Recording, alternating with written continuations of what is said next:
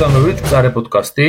დღეს ერთ ძალიან საინტერესო ისტორიულ თემას ვიწერთ, რომელსაც ეწოდება ოსმალეთის იმპერიის დაცემა. საერთოდ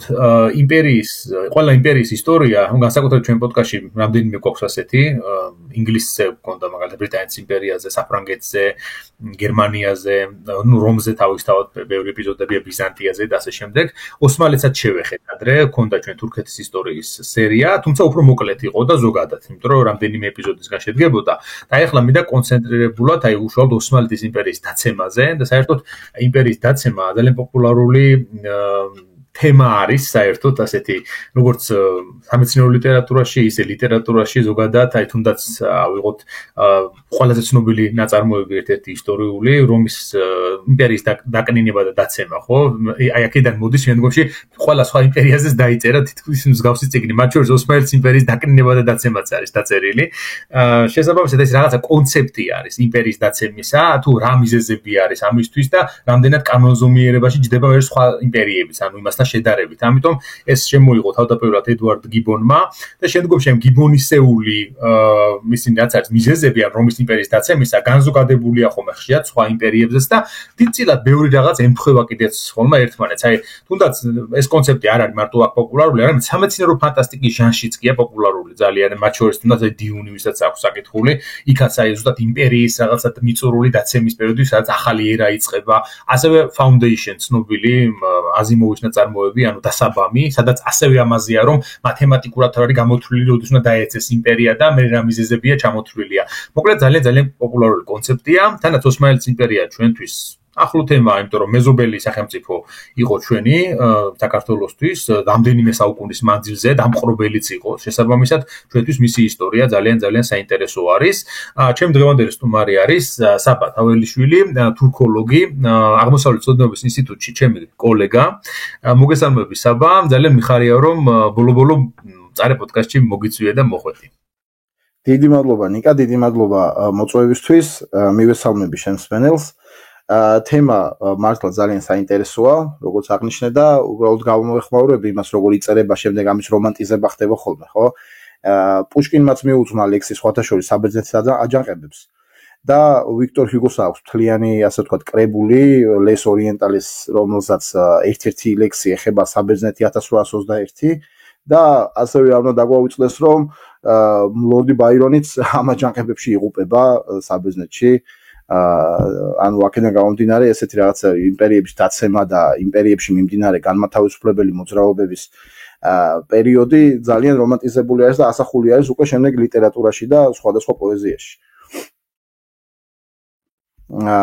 ხო, ისე რა არის, თანაც ეს ოსმალეთის იმპერია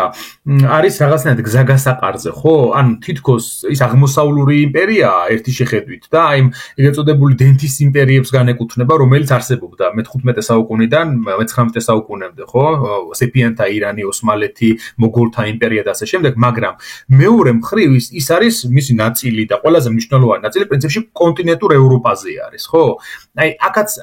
ესეც საინტერესო მომენტია, იმიტომ ეს არის აი ორ კონტინენტს მიღმა, ფაქტობრივად სამ კონტინენტია გაშლილი, ხო, აზიის, აფრიკისა და ევროპისა, მაგრამ მაინც ევროპული ნაწილი მისი უზრუნველყოფს, რომ მუდმივი კონტაქტი და კავშირი აქვს ევროპასთან, შესაბამისად, აი რაღაცად გარდამავალი არის მათ შორის, ანუ ევროპულიც შედის, აზიური ხდება მას და აი როგორც თავისოზე ბიზანტია იყო თუნდაც მიუხედავად იმისა რომ ბიზანტია ქრისტიანული იყო და ითვლებოდა ნუ ერთ-ერთი დიდი ევროპულ სახელმწიფო და რომის იმპერიის გაგრძელება იყო ბიზანტიასაც კი ევროპელები აღიქვამდნენ ხოლმე აღმოსავლეთად ანუ ორიენტალიზმში გადიოდა გარკვეულწილად იმიტომ რომ აი მე-19 საუკუნის პერიოდში როცა აი ორიენტალისტი მეცნიერები მუშაობენ ან თუნდაც ხატრები რო ხატავენ ორიენტალისტები ბიზანტიის იმპერია არის ხოლმე გაიგივებული იქ ოსმალეთთან არაბთა სახალიფოებთან სეფიანთა ირანთან და ასე შემდეგ. ანუ ამ სივრცესაც მიაკუთვნებენ ხოლმე მას, ამიტომ ეს არის ევროპის ყველაზე აზიური ნაწილიც გარკვეულწილად. აი ამ კუთხითაც ძალიან საინტერესო არის ეს. თანაც აი ორიენტალებსაც ხო ბევრნაირი სხვადასხვა კონცეფცია აქვს და აი მაგალითად ყველაზე გავრცელებული იყო ალბათ ედვარდ საიდისა, ხო, ეს ორიენტალიზმი, რომელმაც რაღაც стереოტიპები დაამკვიდრა ამ თვალსაზრისით და აი საინტერესო არის აი დღესაც ამაზე ვისაუბრებთ,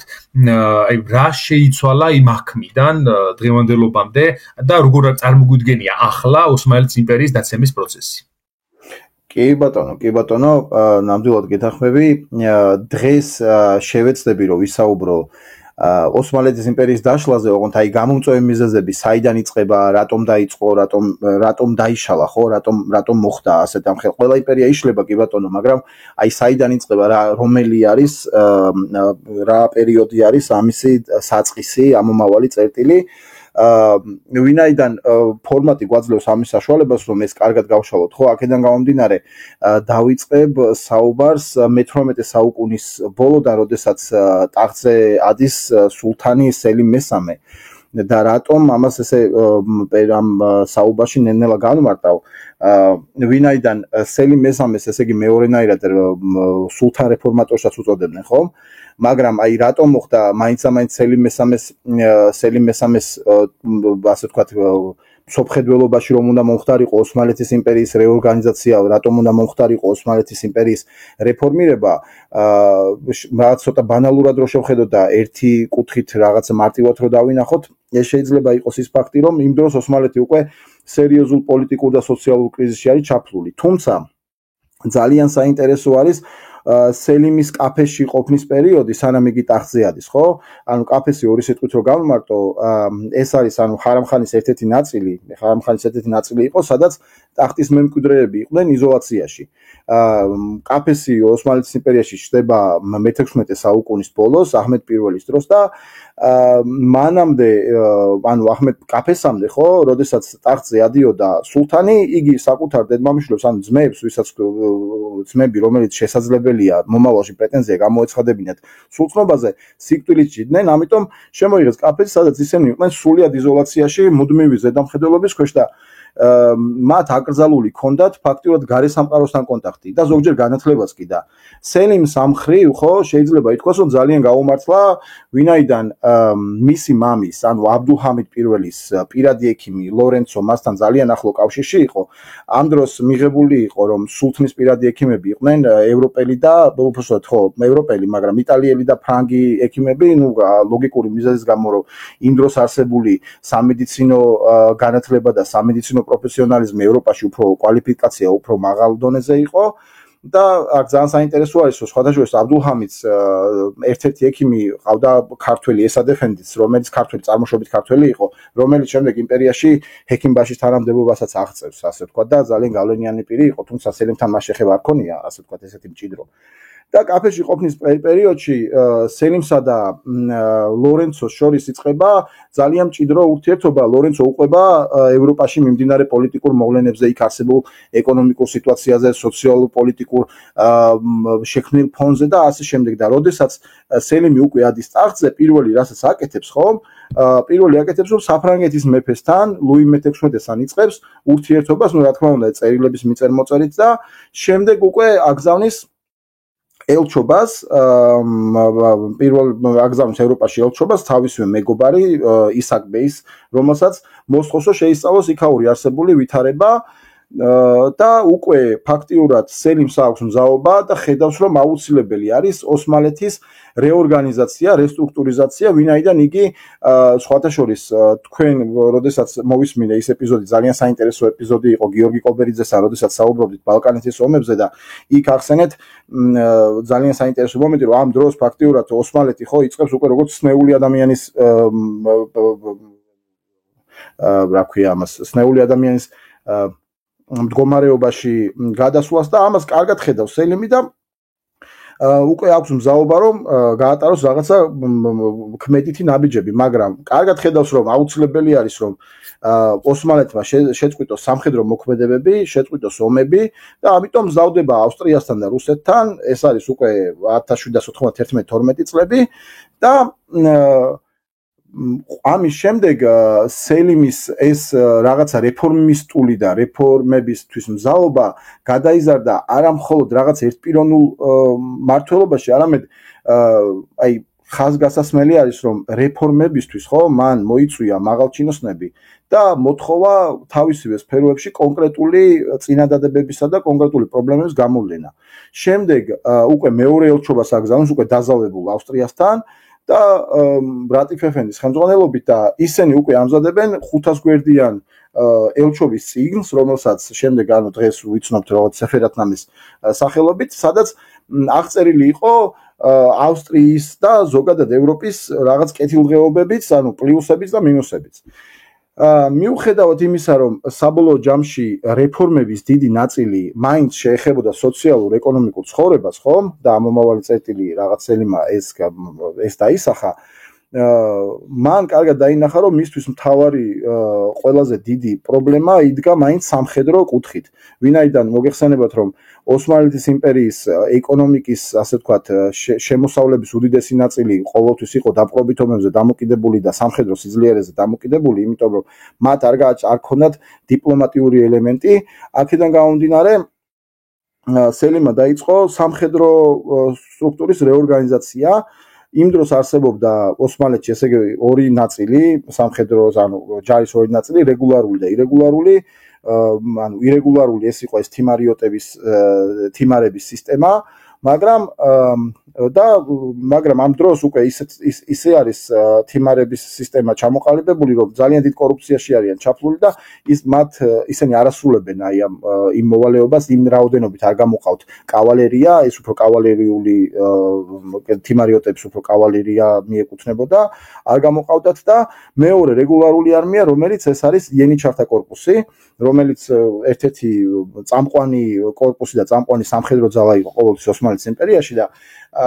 ახალი რეგულარული არმია დაიწყო რეფორმა რეგულარული არმიიდან და ახალი რეგულარული არმიის ჩამოყალიბება გადაწყვიტა სელიმმა, განისაზღვრა 11,000-12,000 კაცამდე და იენიჩარებს მისცა უფლება, რომ გადასულიყვნენ ახალ არმიაში, რამაც გამოიწვია იენიჩართა ძალიან დიდი უკმაყოფილება, ხო? ასევე მან აი სულთანი რეფორმატორი ზუსტად ამის გამო ეწოდა, რომ დაიწყო უკვე სამხედრო სასწავლებლების შექმნა, სხვათა შორის ძალიან საინტერესო მომენტი არის, რომ საზღვაო ფლოტში, ასე აი კაპიტნებისთვის, ხო, დღევანდელი ტერმინოლოგიით შეიძლება ვთქვათ, რომ საკვალიფიკაციო გამოცდებიც კი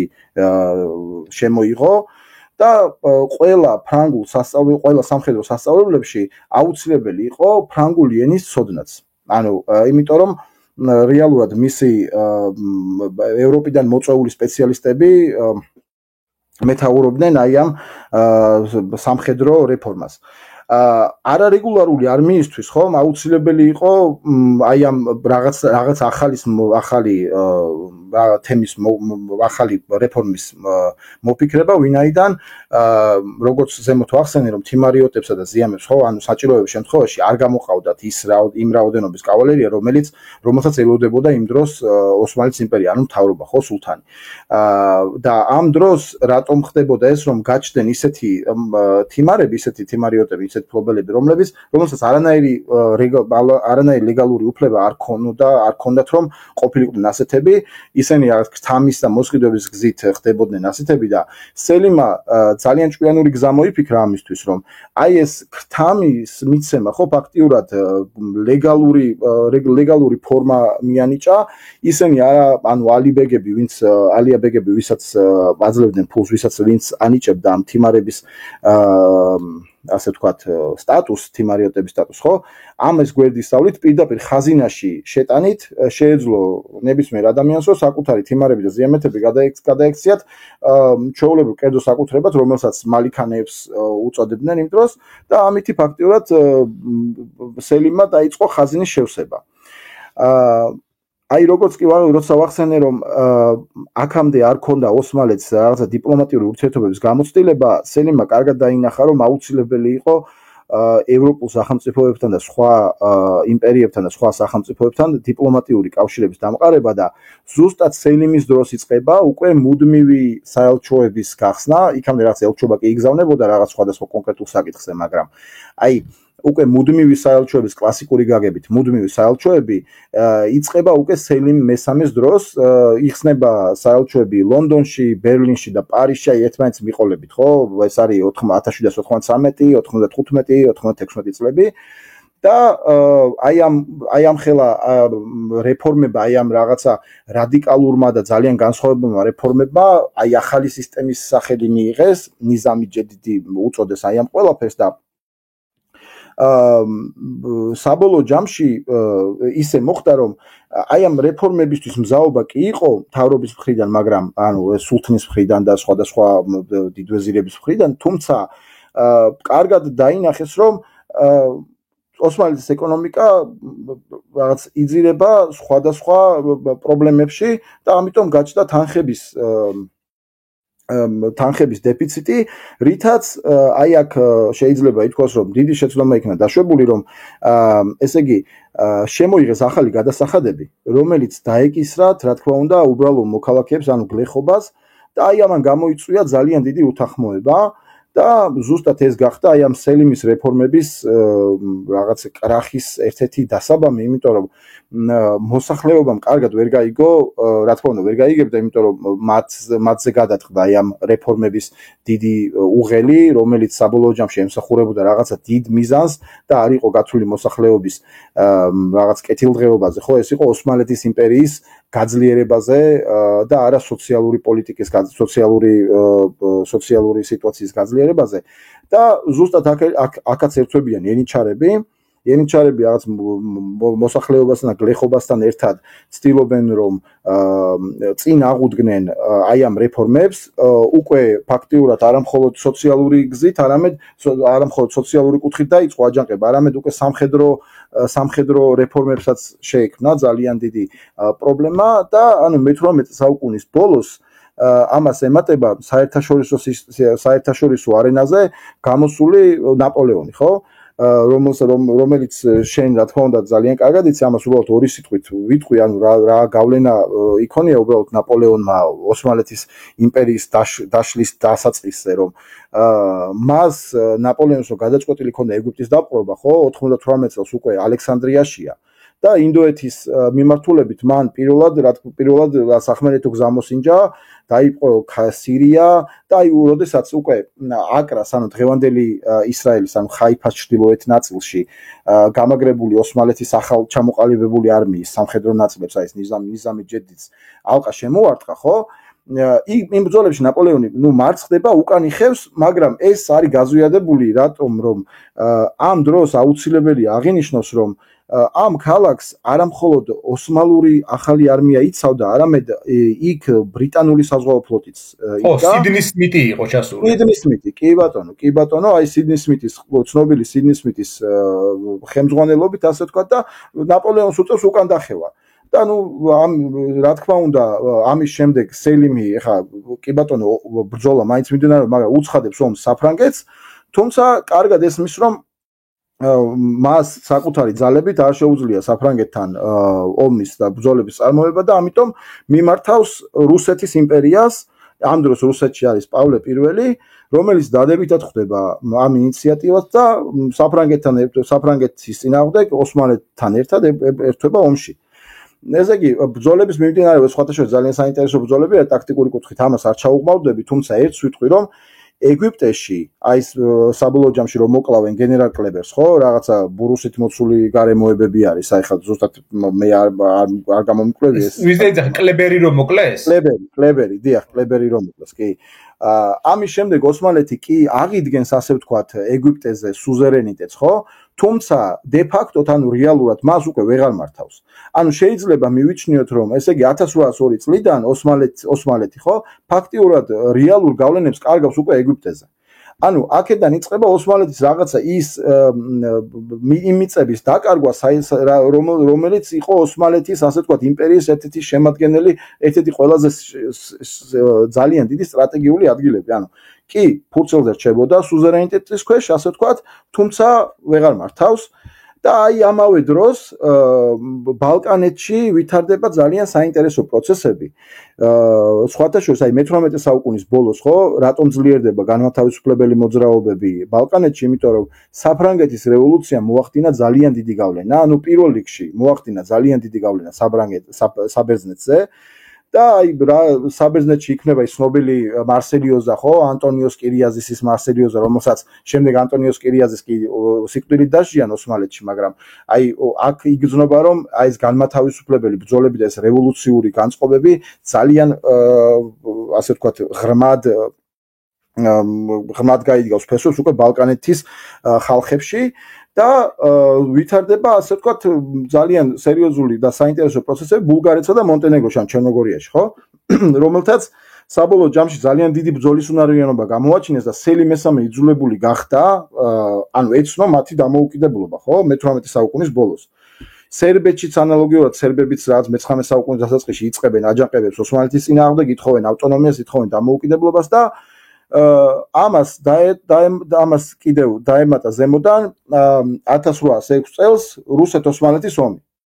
ვინაიდან რუსები ამ დროს მხარს უჭერენ სერბების აჯანყებას, გარკვეული მიზეზების გამო იქ არა მხოლოდ ტაქტიკური მიზეზები და სამხედრო მიზეზების გამო, არამედ იდეოლოგიური მიზეზების გამო, ხო, ეს რელიგიური ნაწილიც გასათვალისწინებელია და 1812 წელს სერბეთი იღებს ავტონომიას. ანუ საბოლოო ჯამში ქსელიმიკი დაარღვევს შემდეგ ამ შეთანხმებებს და დაიწყებს ომს ბელგრადის წინააღმდეგ, მაგრამ სერბები მაინც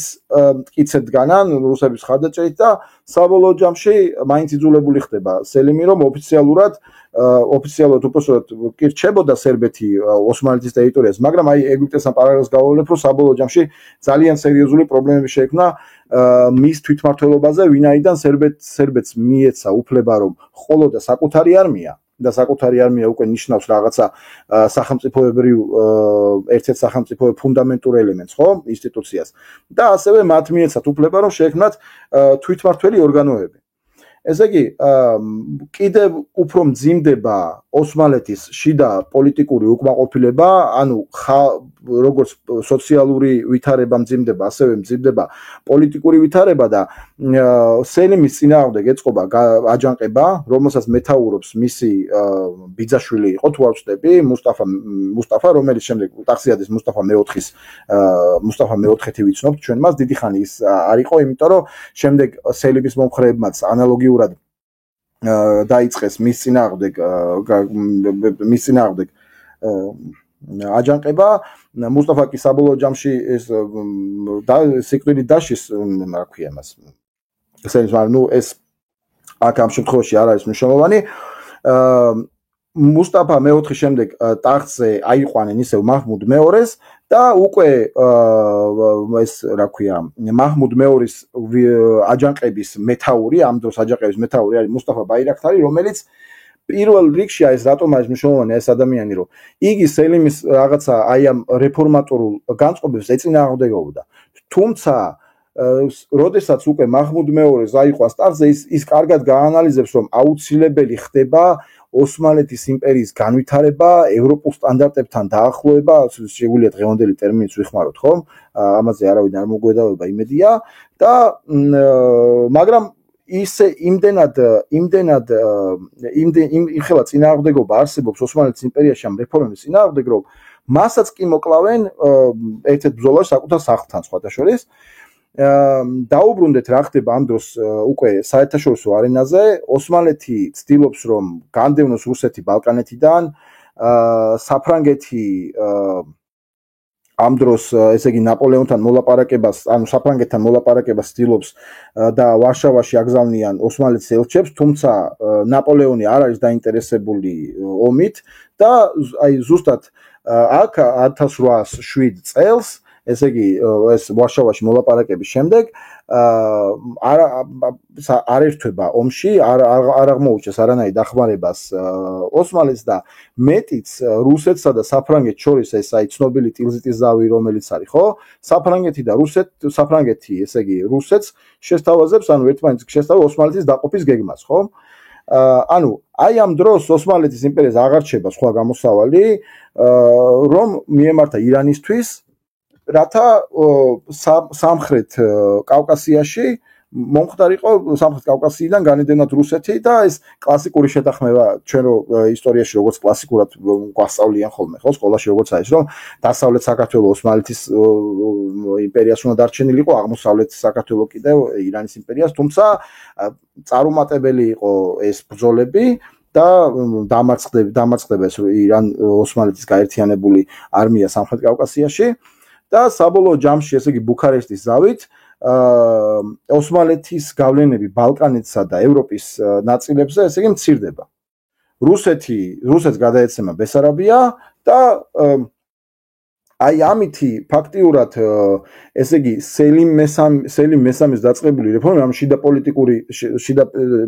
სელიმ მესამის დაწყებული რეფორმებით გამოწვეული შიდა პოლიტიკურ და ეკონომიკურ პრობლემებს ემატება უკვე ტერიტორიების კარგვაც. ფაქტიურად ტერიტორიების კარგვაც საინტერესო პროცესები განვითარდა შემდეგ უკვე 20-იან წლებში საბერძნეთში, სადაც ესე იგი კი ახშობენ არსებულ იქ გამოსვლებს და ნიკოლოზ პირველი როცა გამეფდება რუსეთში, ხო? რუსეთის პოლიტიკური დღის წესრიგში საბერძნეთი იკავებს ძალიან დიდ ნაწილს. ნიკოლოზ პირველის დროს რა თქმა უნდა მოგვეხსენება რომ რუსეთის იმპერია რაღაცა საკმაოდ ძლიერებით გამოირჩეოდა და ეს აი ზუსტად ეს პერიოდი არის თქვენ როცა ახსენეთ რომ აი ოსმალეთი როგორც ავადმყოფი ადამიანი რომ მალე გარდაიცვლება და რაღაცა საჭიროა მისი მემკვიდრეობის გადანაწილება ეს არის ინგლისის ელჩთან უცხადა მან და ამიტომ იწყებს მზადებას უკვე ყირიმის დასაპყრობად და ესე იგი, აი ამ ყირიმის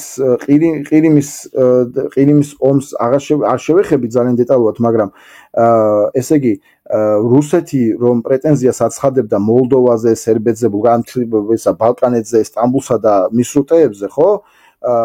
და საბოლოო ჯამში ინგლისისთვის უნდა დაეთმო ეგვიპტე და კრეტა. რა თქმა უნდა, ინგლისმა ეს წინადადება არ მიიღო, უარყო, იმიტომ რომ კარგად ხედავდა იმ საფრთხეებს, როდესაც შავ ზღვაზე შეიძლებოდა გაზრდილიყო რუსეთის გავლენები, ანუ ეს რა თქმა უნდა ინგლისის ინტერესებში არ შედიოდა, აქედან გამომდინარე ნიკოლოზი გადაწყვეტს რომ პირდაპირ ჩაერიოს საბერძნეთის შიდა საქმეებში და ამით რა თქმა უნდა რუსეთსა და ოსმალეთს შორის კიდევ იძაბება ურთიერთობა და რომ არ მივიდეს საბოლოო ჯამში ეს დაძაბული ურთიერთობა, ხო, სამხედრო ესკალაციამდე ინგლისი ამ დროს გამოდის ასე ვთქვათ მედიატორის როლში და ცდილობს რომ ხელი შეუშალოს ოსმალეთისა და რუსეთის პირდაპირ კონფრონტაციას, ვინაიდან ხვდებოდა რომ ასეთ შემთხვევაში რუსეთი ფაქტიურად რუსეთს შეეძლო ისე დაემარცხებინა ოსმალეთის იმპერია რომ ის გავლენები რომელიც ფაქტიურად აშინებდა ევროპას და რაღაცა ოსმალეთის გავლენები ევროპაზე აშინებდა ევროპას რუსეთს რუსეთის სასარგებლოდ არ ყოფილიყო გამოყენებული ამიტომ ინგლისელები გადაწყვეტენ რომ საბერძნეთის საკითხი რაღაცა ესე დიპლომატიური გზით მოაგვარონ და პეტერბურგში გაგზავნიან ელს სხვადასხვა ეს ცნობილი ველინგტონი არის რომელსაც მოაწერენ ერთობლივ შეთანხმებას რომლითაც სულთანს მოუწოდებენ რომ შეწყვიტოს საბერძნეთში სამხედრო მოქმედებები აჯანყებების ჩახშობა და მიანიჭოს მას ავტონომიის უფლება თუმცა რა თქმა უნდა როგორც ყოველთვის ან ოსმალეთის იმპერია არ მიიღებს აი ამ ასე ვთქვათ ნოტას აი ამ შეტყობინებას და შემდეგ აი ამ კავშირს ემატება საფრანგეთის კავშირიც ანუ შეიძლება ითქვას რომ აი მე-19 საუკუნის 20-იანი წლების სამთა კავშირი იყო ეს ინგლისი, რუსეთი და საფრანგეთი ანალოგიური მოთხოვნით და რა ხდება ამ დროს აი აქ უკვე იკვეთება რომ ეგვიპტეზე გავლენები ოსმალეთს აღარ აქვს იმიტომ რომ აი ამ ყველაფერზე წინ აღუდგეს ოსმალეთი მიმართავს ეგვიპტეს რომ დაეხმაროს ანუ ეგვიპტემ გამოყოს ჯარი, ანუ აი უკვე კარგად ჩანს რომ კი არ უბრძანებს, არამედ თხოვნით მიმართავს და უკვე აი ეს ნავარინოს ყურეში, ანუ პელოპონესის დღევანდელი პელოპონესის ნახევარკუნძულის სამხრეთ სანაპიროსთან, ხო, ბრძოლა ეგვიპტესა და ოსმალეთის ფლოტები, ოსმალეთის გაერთიანებულ ფლოტებს, ესე იგი ბრიტანეთის, ფრანგულისა და რუსული საზღვაო ძალები ფაქტიურად ანადგურებენ და ძალიან აქ არის საინტერესო აი საერთაშორისო არის ხოთაშორის უკანასკნელი ბრძოლა რომელშიც მთლიანად იალქნიანი ფლოტები მონაწილეობდნენ ანუ ორივე მხრიდან რა ანუ ოსმალეთსა და მათ შორის რა ანუ შემთხვევაში რუსეთს შორის ანუ ითვლება რომ ეგ არის აი ბოლო დასასრული არის იმისი აი იალქნიანი ფლოტებისა და უკვე გადადის ამის შემდეგ უკვე ევროპა გადადის ეგრეთ წოდებულ ქვანახშირზე ანუ მომავალ მეზე რა ხომალდებზე და შესაბამისად ეს ბრძოლა ამითაც არის აღსანიშნავი რომ აი დამთავრდა ერთი ეპოქა და ახალი ეპოქა დაიწყო ამ ნავარინოს ბრძოლის შემდეგ. გაასაგებია ძალიან საინტერესო ხო მე შემდეგ თბო თბოძრავებზე გადადიან, კი ბატონო, მართალია და მე უკვე ჩერჩილის შემდეგ ხდება უკვე შიგაწვის რავების გამოყენება, ხო, როგორც ვიცი. ხო, მე დრედნოუტები გააკეთეს უკვე მე-20 საუკუნის დასაწყისში. კი ბატონო. ხო და ესე იგი აი ამ ომის შემდეგ ხო აი აქ ძალიან საინტერესო მომენტი არის რომ ეს ესე იგი ნავარინოს ყურეში აი ეს ამ ბრძოლის გადამწყვეტი ანუ განადგურებული ფლოტის შემყურე ასე ვთქვათ ხო ანუ რუსეთის იმპერია მაინც ფაქტობრივად ემზადება ძალიან ანუ ფართო მასშტაბიანი ომისთვის და ერთი წლის შემდეგ ანუ 27-ში მოხდა ნავარინო ხო 28-ში იწყებს ოსმალეთს ომს უცხადებს და შემდეგ უკვე ადრიანოპოლში ეს ზავი რომელიც იდება რუსეთის იმპერიასა და ოსმალეთის იმპერიას შორის ხო რა ხდება ის ჩვენთვის ძალიან საინტერესო მნიშვნელოვანი არის ეს მნიშვნელოვანი მომენტი არის ეს ადრიანოპოლის ზავი ხო რომ ესე იგი კავკასიაში ან ჩვენთან ესე იგი ოსმალეთი კარგავს იმერეთს სამეგრელოს გურიას ხო და გადადის რუსეთის სამფლობელოში და ასევე ქალაქი ფოთიც რაც რა ხდება ბალკანეთში ესე იგი სერბეთს ენიჭება ავტონომია და უბრუნდება ის ტერიტორიები სხვადასხვა რომელიც იქამდე სრულად ოსმალეთი აკონტროლებდა და იქ აჯანყებულები ფაქტობრივად ვერაფერს ვერ აკეთებდნენ და ისაც კი გადაეცემა ანუ აი ამ ზავის პერიოდში და ყველაზე მძიმე პროცესი რაც ოსმალეთის შიდა პოლიტიკური და ეკონომიკური მდგომარეობიდან გამომდინარე განვითარდა ეს არის რომ ოსმალეთს დაეკისრა ფულადი კონტრიბუცია ერთი ფულადი კონტრიბუცია რომ უნდა გადაეხადა რუსეთის მიმართ 10 მილიონი დუკატი და მეორე კიდევ 1.5 მილიონი დუკატი რომელიც ოსმალეთის ამ ომის პერიოდში რა ვაჭრობისთვის მიყენებული ზარალის ასანაზღაურებად უნდა გამოყოფილიყო ხო და აი ამ პროცესში ფაქტიურად ოსმალეთი არის ცაიტნოტში ხო ანუ ესე შეგვიძლია შევაფასოთ თუმცა აი ამ ომის ერთ-ერთი მნიშვნელოვანი ასპექტი იყო ის რომ საბერძნეთის დამოუკიდებლობა გამოცხადა ანუ მიენიჭა საბერძნეთის დამოუკიდებლობა ანუ საბერძნეთმა მიიღო ფაქტიურად მაგრამ ეს არ მინდა გაგებული იყოს რომ მხოლოდ ოსმალეთის იმპერიის დასუსტებისა და რუსეთის იმპერიის მიერ რაღაცა რუსეთის იმპერიის აღზევების რაღაც კონკრეტული შედეგი არის თავარი მიზეზი აი რაზეც მინდა ყურადღება გავამახვილო არის ის რომ საბერძნეთი ხომ აი განსხვავებით სხვა ბალკანური ხალხებისგან იმ დროს ოსმალეთის იმპერიაში ხომ ყოველთვის იკავებდნენ რაღაცა აი დიდ ვაჭრების მიწათმფლობელებს ანუ წამყვანი ბურჟუაზიული კლასის ნაწილი იყვნენ ბერძნები და მათ არ მოსწონდათ რაღაცა ისეთი უფლებობა ანუ მათი რაღაც განვითარების საფეხური უფრო მაღალ დონეზე იყო ისინი ესე მიიჩნევენ საკუთარ თავს და ყოველთვის ბერძნები ანუ ზუსტად აი ნაპოლეონსაც და საფრანგეთის არმიასაც საფრანგეთის ფლოტსაც და რუსეთის ფლოტსაც რაღაც აი განმათავისუფლებელ ფლოტა და განმათავისუფლებელ მებრძოლებად მიიჩნევდნენ ყოველთვის აი საბერძნეთზე მინდა კარგად შევჩერდე რომელმაც აი შეიძლება ითქვას რომ ოსმალეთის იმპერიის ნუ შიდა არის ეკონომიკური და შიდა პოლიტიკური დაპირისპირებები გასაგებია მაგრამ აი ეს ტერიტორიული დაკარგვები სადაც უკვე ეს განმათავისუფლებელი ომები იწყება საბერძნეთმა ძალიან დიდი როლი ითამაშა იმიტომ რომ მაგ დროს ხომ საბერძნეთი დაყოფილი არის საფაშოებად და მორიაში იწყება ყველაზე დიდი აჯანყება და ფაქტიურად აი აქედან მოედება მთელი ქარცეცხლი აჯანყებების ქარცეცხლის განმათავისუფლებელი ბრძოლების ქარცეცხლი როგორც საბერძნეთს ასევე მთელს ბალკანეთს თუმცა აი მაჰმუდ მეორის დროს ძალიან საინტერესო მომენტი იყო რომ იმ დროს შექმნილი აი საღვთო კავშირი ხო სადაც გაწევრიანებული იყოს ავსტრია რუსეთი და ანუ ეს ფრანცი იოსები რუსეთიდან ალექსანდრე პირველი ხო ესენი ფაქტობრივად თავიდან ეწინააღმდეგებოდნენ ანუ აი მორიაში აჯანყებას ვინაიდან რომ უნდა შეინარჩუნებ თავისივე ინტერესებიდან გამომდინარე ცდილობდნენ რაც რევოლუციური ტალღა არ განვითარებულიყო და ის დოგმა რომ პირველი პირი ანუ მეფე იქნება ეს სულთანი იქნება თუ სხვადასხვა ადამიანი ეს რაღაცა სამეფო ოჯახის წარმომადგენელი რომ ღვთისგან არის მოვლენილი და რაღაცა აი ეს რევოლუციური ხალხის მიერ არჩეული ხალხის მიერ გამოკვეთილი ხალხის მასიდან წამოსული ადამიანი არ მოსულიყო საბოლოო ჯამში თავისივე ქვეყანაში ნუ საბოლოო ჯამში რუსეთს არ გაუმართლა ამ მხრივ იმიტომ რომ 1917 წელს ვიცით რაც მოხდა მაგრამ მიუხედავად ამ ყველაფრისა ხო მაინც ეწინააღმდეგებოდნენ საბერძნეთში აი ამ მოვლენების განვითარებას და შემდეგ აი ეს როგორც თავიდან დასაწყისში ვთქვი, ხო, რაღაც რომანტიზება მოხდა საბერძნეთის აჯანყების. სხვათა შორის დეკაბრისტებიც დიდი სიმპათიით უყურებდნენ საბერძნეთში გახსოვს ლორდი ბაირონსაც მიუძღვის წვლილი მაგაში, რომ ის საბერძნეთში საბერძნეთში დაიღუპა ლორდი ბაირონი და ანუ ეს აი ძალიან მნიშვნელოვანი მომენტი იყო, რომ აი ეს რაღაც რომანტიკოსებისა და აი ამ აჯანყებების, ხო? მათი თავარი ამოცანა, ანუ ასე დღევანდელი ვითარებიდან კი ისე ვაფასებთ, რომ ეს რაღაცა ოსმალეთის იმპერიის სისუსტიდან გამომდინარე იყო, თუმცა აი უფრო ღრმად რო განვიხილოთ ეს საკითხი, ეს არის რეალურად მართლა განმათავისუფლებელი ბრძოლები არის და ის არა ერის სახელმწიფო, არამედ ეს ნაციონალიზმზე დაფუძნებული სახელმწიფოები იქნება ამ დროს, ანუ იმ დროს ნაციონალიზმიდან გამომდინარე ხდება იმ დამოუკიდებლობისთვის ბრძოლა, რაც ფაქტიურად მიიყვას მერე საბოლოო ჯამში ოსმალეთის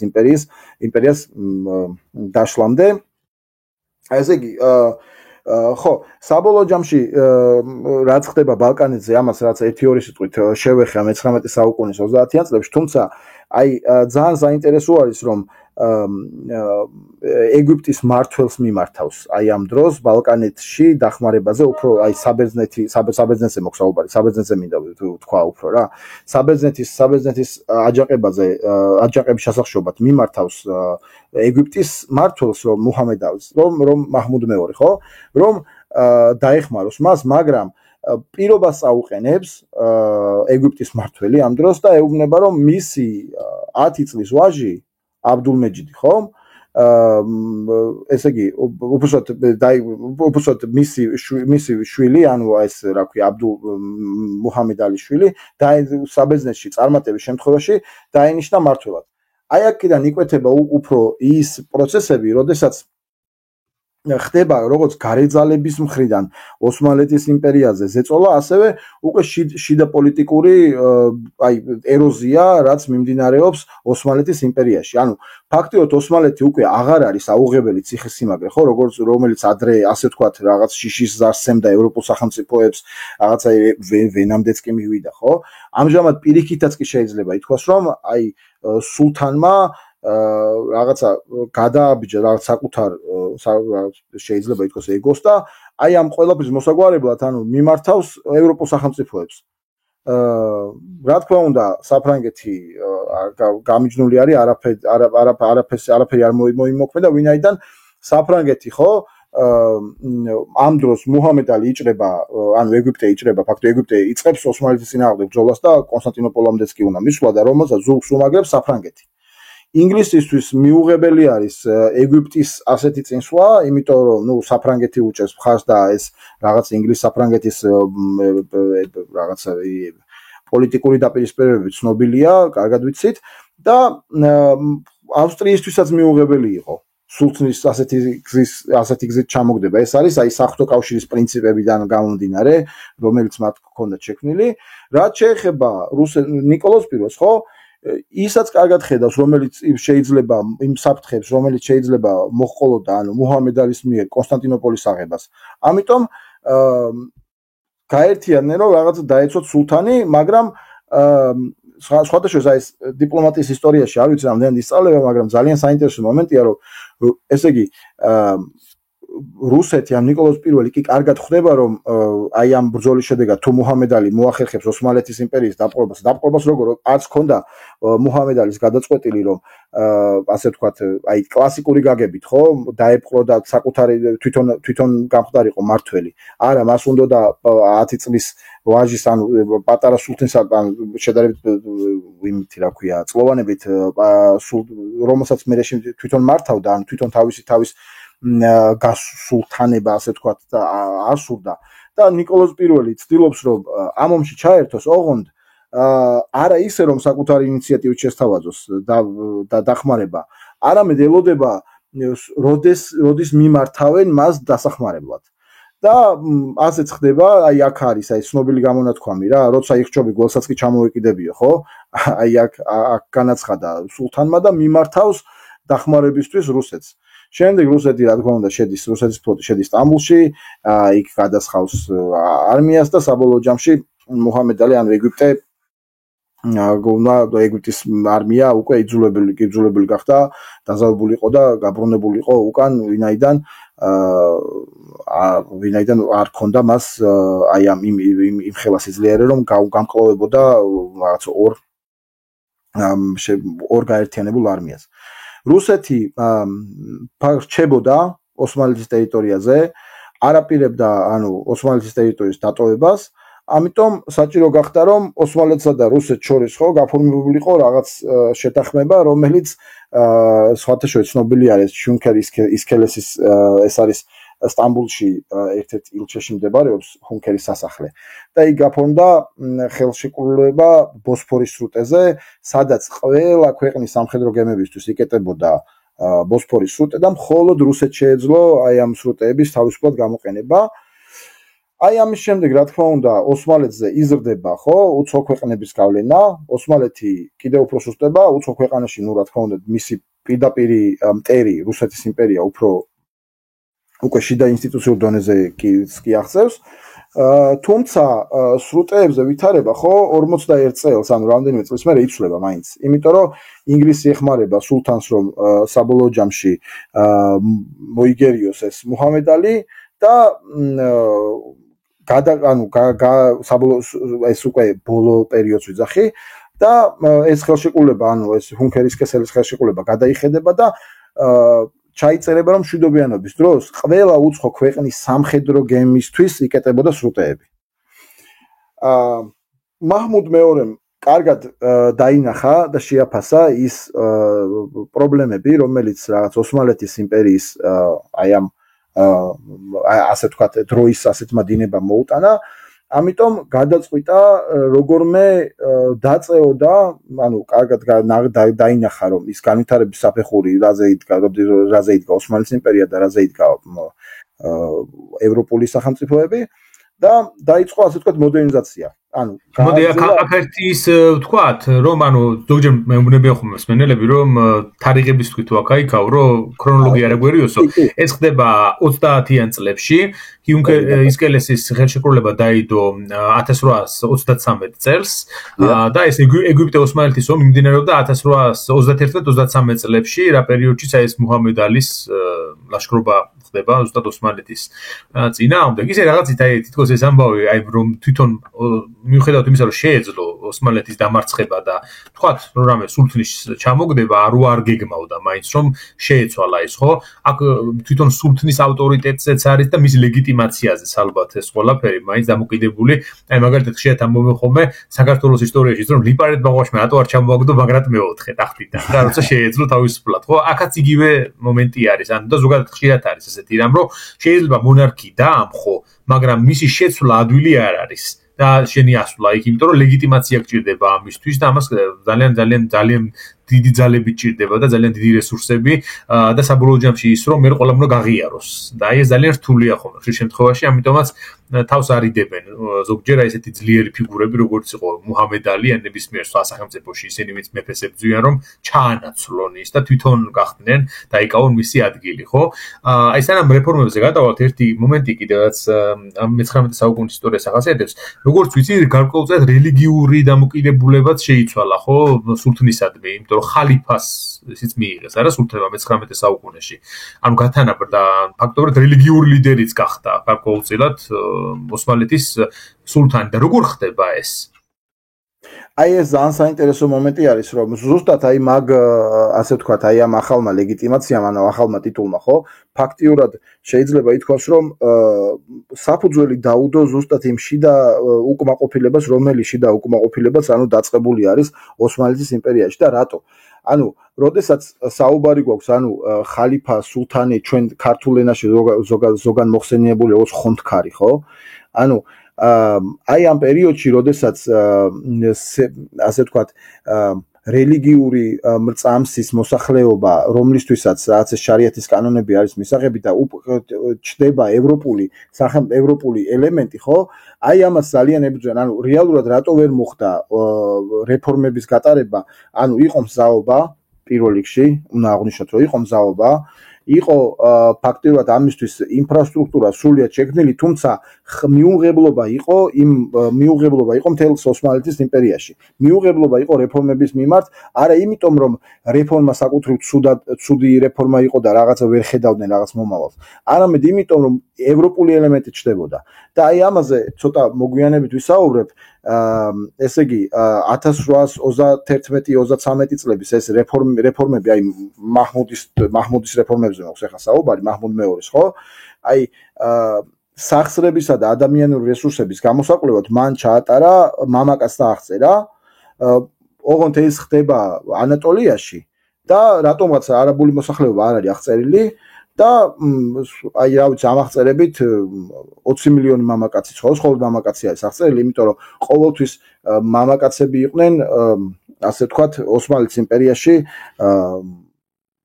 თანსახელებით იყო, ხო, იქ აღწერა და მამაკაცები იყვნენ, რაც ეკონომიკის მამოძრავებელი ძალა და სამხედრო ძალა, ხო? და აი უკვე აი ამ პერიოდში, ანუ აი შეიძლება ითქვას, რომ აი 20 მილიონი ადამიანიდან, ხო? აი ამ რეფორმებს უმრავლესობა ეწინააღმდეგება ზუსტად აი ამ ახალი ტიტულებისა და უბრალოდ ახალი ტიტული და ძველი ტიტულია, ძველი როგორ, ანუ ერთი აუცილებლად უნდა გავითვალისწინოთ, რომ როგორც შენ აღნიშნე, რომ სულთნის ჩამოგდება კი ის ტახტიდან შეიძლება როგორც თქვი, რომ მართალია, რომ შეიძლება ჩამოაგდო, მაგრამ შენ ლეგიტიმაციას აღარ მოგანიჭებენ, იმიტომ რომ შენ არ იქნები არ შეიხულ ისლამისგან აღიარებული და არც მოსახლეობისგან აღიარებული, ვინაიდან არ გაქვს აი ეს როგორც სულთანი ხო იყო, როგორც საერო ასევე სასულიერად ერთობლივად, ხო? ანუ ეს არ იყო გაყოფილი არაფერი. აქედან გამომდინარე, ვინაიდან არ ქონდა მუჰამედ ალის ლეგიტიმაცია, ზუსტად ამიტომ გადაწყვიტა მან, რომ არ განეცხადებინა პრეტენზია სულთნობაზე. თან ხედავდა მიმდინარე პოლიტიკურ პროცესებს, რომელიც ეწინააღმდეგებოდა, ესე იგი, სულთანს, ანუ შიდა პოლიტიკურ პროცესებს და ასევე დაემატა საკუთარი სხვათა შორის კარგი გამჭრიახი გონებაც, რომ არ გადაწყვიტა ასეთი რამის გაკეთება. ნუ საბოლოო ჯამში კი არ გამოუვიდა ხა რასაც გეგმავდა, მაგრამ რომს გამოსვლოდა ის ამბავი, ასე ვთქვათ, აი საკუთარი აჯანყება და რაღაც ეს ომი, ხო? ანუ ეს დაპყრობითი ომი, რომელსაც რაღაც არაკლასიკური გაგება აქვს, უბრალოდ არა, ხო, ესეთი არაკლასიკური გაგება აქვს. საბოლოო ჯამში მივიდოდა იმ დასკვნამდე, რომ კი თვითონ იქნებოდა რაღაცა რეალურად რა ქვია მართველი, მაგრამ მისი ლეგიტიმაციის წყარო უკვე იქნებოდა სულთანი და არა თვითონ. ამ დროს, ესე იგი, რომ დაუბრუნდეთ ხო რეფორმებს, ხდება მოსახლეობასთან კომუნიკაციის დამყარება, იმიტომ რომ მოსახლეობაზე კომუნიკაციის დამყარებას რას გულისხმობ, რომ გამოდის პირველი გაზეთი ოსმალეთის იმპერიაში, ეს არის კალენდარი, ანუ მოვლენების კალენდარი, თაქვიმ ვექაი, რომელსაც უწოდებენ ოსმალეთის იმპერიაში, ვინაიდან კარგად ხვდებოდა იმდროინდელი სულთანი და იმდროინდელი მმართველი წლები, რომ მოსახლეობაში როგორღაც უნდა მიეწოდებინათ რაღაც ინფორმაცია, რაღაცა დონით, რომ აი ეს რაღაცა ხშირი აჯანყებები და ეს მუდმივი შიდა პოლიტიკური დაპირისპირებები როგორღაც რაღაც ერთ სისტემაში მოექციათ. შემდეგ ხდება, ანუ ევროპულ ყაიდაზე თანამდებობის სახელების შეცვლაც კი, აი ეს მაგალითად ხაზინის უწყება გადაკეთდა ფინანსთა სამინისტროდ, რაღაცა დიდი ვეზირი გახდა ბაშვექილი, ანუ დღევანდელი რაღაც პრემიერ-მინისტრი და ასე შემდეგ. თუმცა აი ამას ხო, როგორც სეილმა დაიწყო, რომ კარგად გაითვალისწინა, რომ ჭირდებოდა, ასე ვთქვათ, მშვიდობიანობის პერიოდი, მაჰმუდ მეორესაც კარგად ესმოდა ამ ყველაფრის, ამიტომ რაღაცა გარკვეულ დათმობებზე ხო ცდილობდა, გარკვეულ დათმობებზე წავიდა, რა ქვია, მუჰამედ, ანუ გარკვეულ დათმობებზე წავიდა ზოგადად როგორც საერთაშორისო პასპარაზე, ასევე შიდა პოლიტიკურ დაპირისპირებებში. ესე იგი, შემდეგ, როდესაც ანუ ეს რაღაცა სულთანთან, რა ქვია, პალესტინისა და აი ეს პალესტინისა სირიის დამოუკიდებლობის როდესაც ცდილობს ხო რომ დაარწმუნოს ეს მუჰამედ ალი თან ამ დროს ცდილობს რომ დაარწმუნოს ევროპელი მოსახლეობა რომ უკასრავად იმპერიები რომ რაღაცა მოითხოვონ სულთისაგან რომ დაემტკიცებინა პალესტინა და სირია რაც როგორც ეგვიპტის მემკვიდრეობა ხო ეგვიპტისთვის მემკვიდრეობა აი ამ დროს კიდევ გაიმართება მეორე კამპანია ეგვიპტის წინააღმდეგ თუმცა აი სირიაში გამართულ ბრძოლებში ოსმალეთი მარცხდება მუჰამედ მეორე გარდაიცვლება და უკვე ტახტზე ადის აბდულმეჯიდი ეს არის აი 1839 წელი უკვე 1839 წელი და აი აქედან იწყება უკვე თანზიმათის რეფორმები რომელიც შეიძლება ითქვას რომ იყო ფაქტიურად იმის სტრუქტურირება, რაც იქამდე რეფორმები განხორციელდა ოსმალეთის იმპერიაში. ასევე თანზიმათის პერიოდი, თანზიმათის რეფორმები არის დასაწყისი იმისა, რამაც ფაქტიურად დაშალა ოსმალეთის იმპერია. ანუ დაშლას რას გულისხმობ, რომ ის შიდა პოლიტიკური დაპირისპირება, რომ მეჯლისი უნდა მოეწვიათ და შემდეგ ანუ თვითონ ათათურქიც ამას ითხოვდა, ხო? მე-19 საუკუნის ბოლოს, ხო? და მათი მოღვაწეობა ამაზე იყო დაკავშირებული. ესე იგი ემზადება უკვე თანზიმათი უკვე ფაქტურად იწყება აი აქედან 1839 წლიდან იწყება თანზიმათის პერიოდი იქნება ეგრეთ წოდებული რეფორმების საბჭო რომელსაც ხელმძღვანელობს რეშიდ ფაშა და მანამდე იგი სხვადასხვა ელჩად იმყოფებოდა ინგლისსა და პარიზში და კარგად ქონა შესწავლილი ადგილობრივი ანუ ევროპული მოწყობა, მართლობის სტილი, ინსტიტუციები და ასე შემდეგ. როგორც აღნიშნა, თანზიმათი არა მხოლოდ რეფორმების გამო მნიშვნელოვანი, არამედ აბდულმეჯიდის მიერ ეს ფაქტი როგორ იქნა დაანონსებული და როგორ იქნა დაწყებული ძალიან მნიშვნელოვანი არის სტამბულში სხვადასხვა აი თანზიმათის დაწყებას წინ ერთოდა ბრძანებულებას გულხანეს ჰათი შერიფი, ანუ წმინდა ბრძანება, ხო? როგორ იწყება ეს რეფორმების, ანუ მოედანზე იკრიბება იმდროინდელი, ასე ვთქვათ, რაც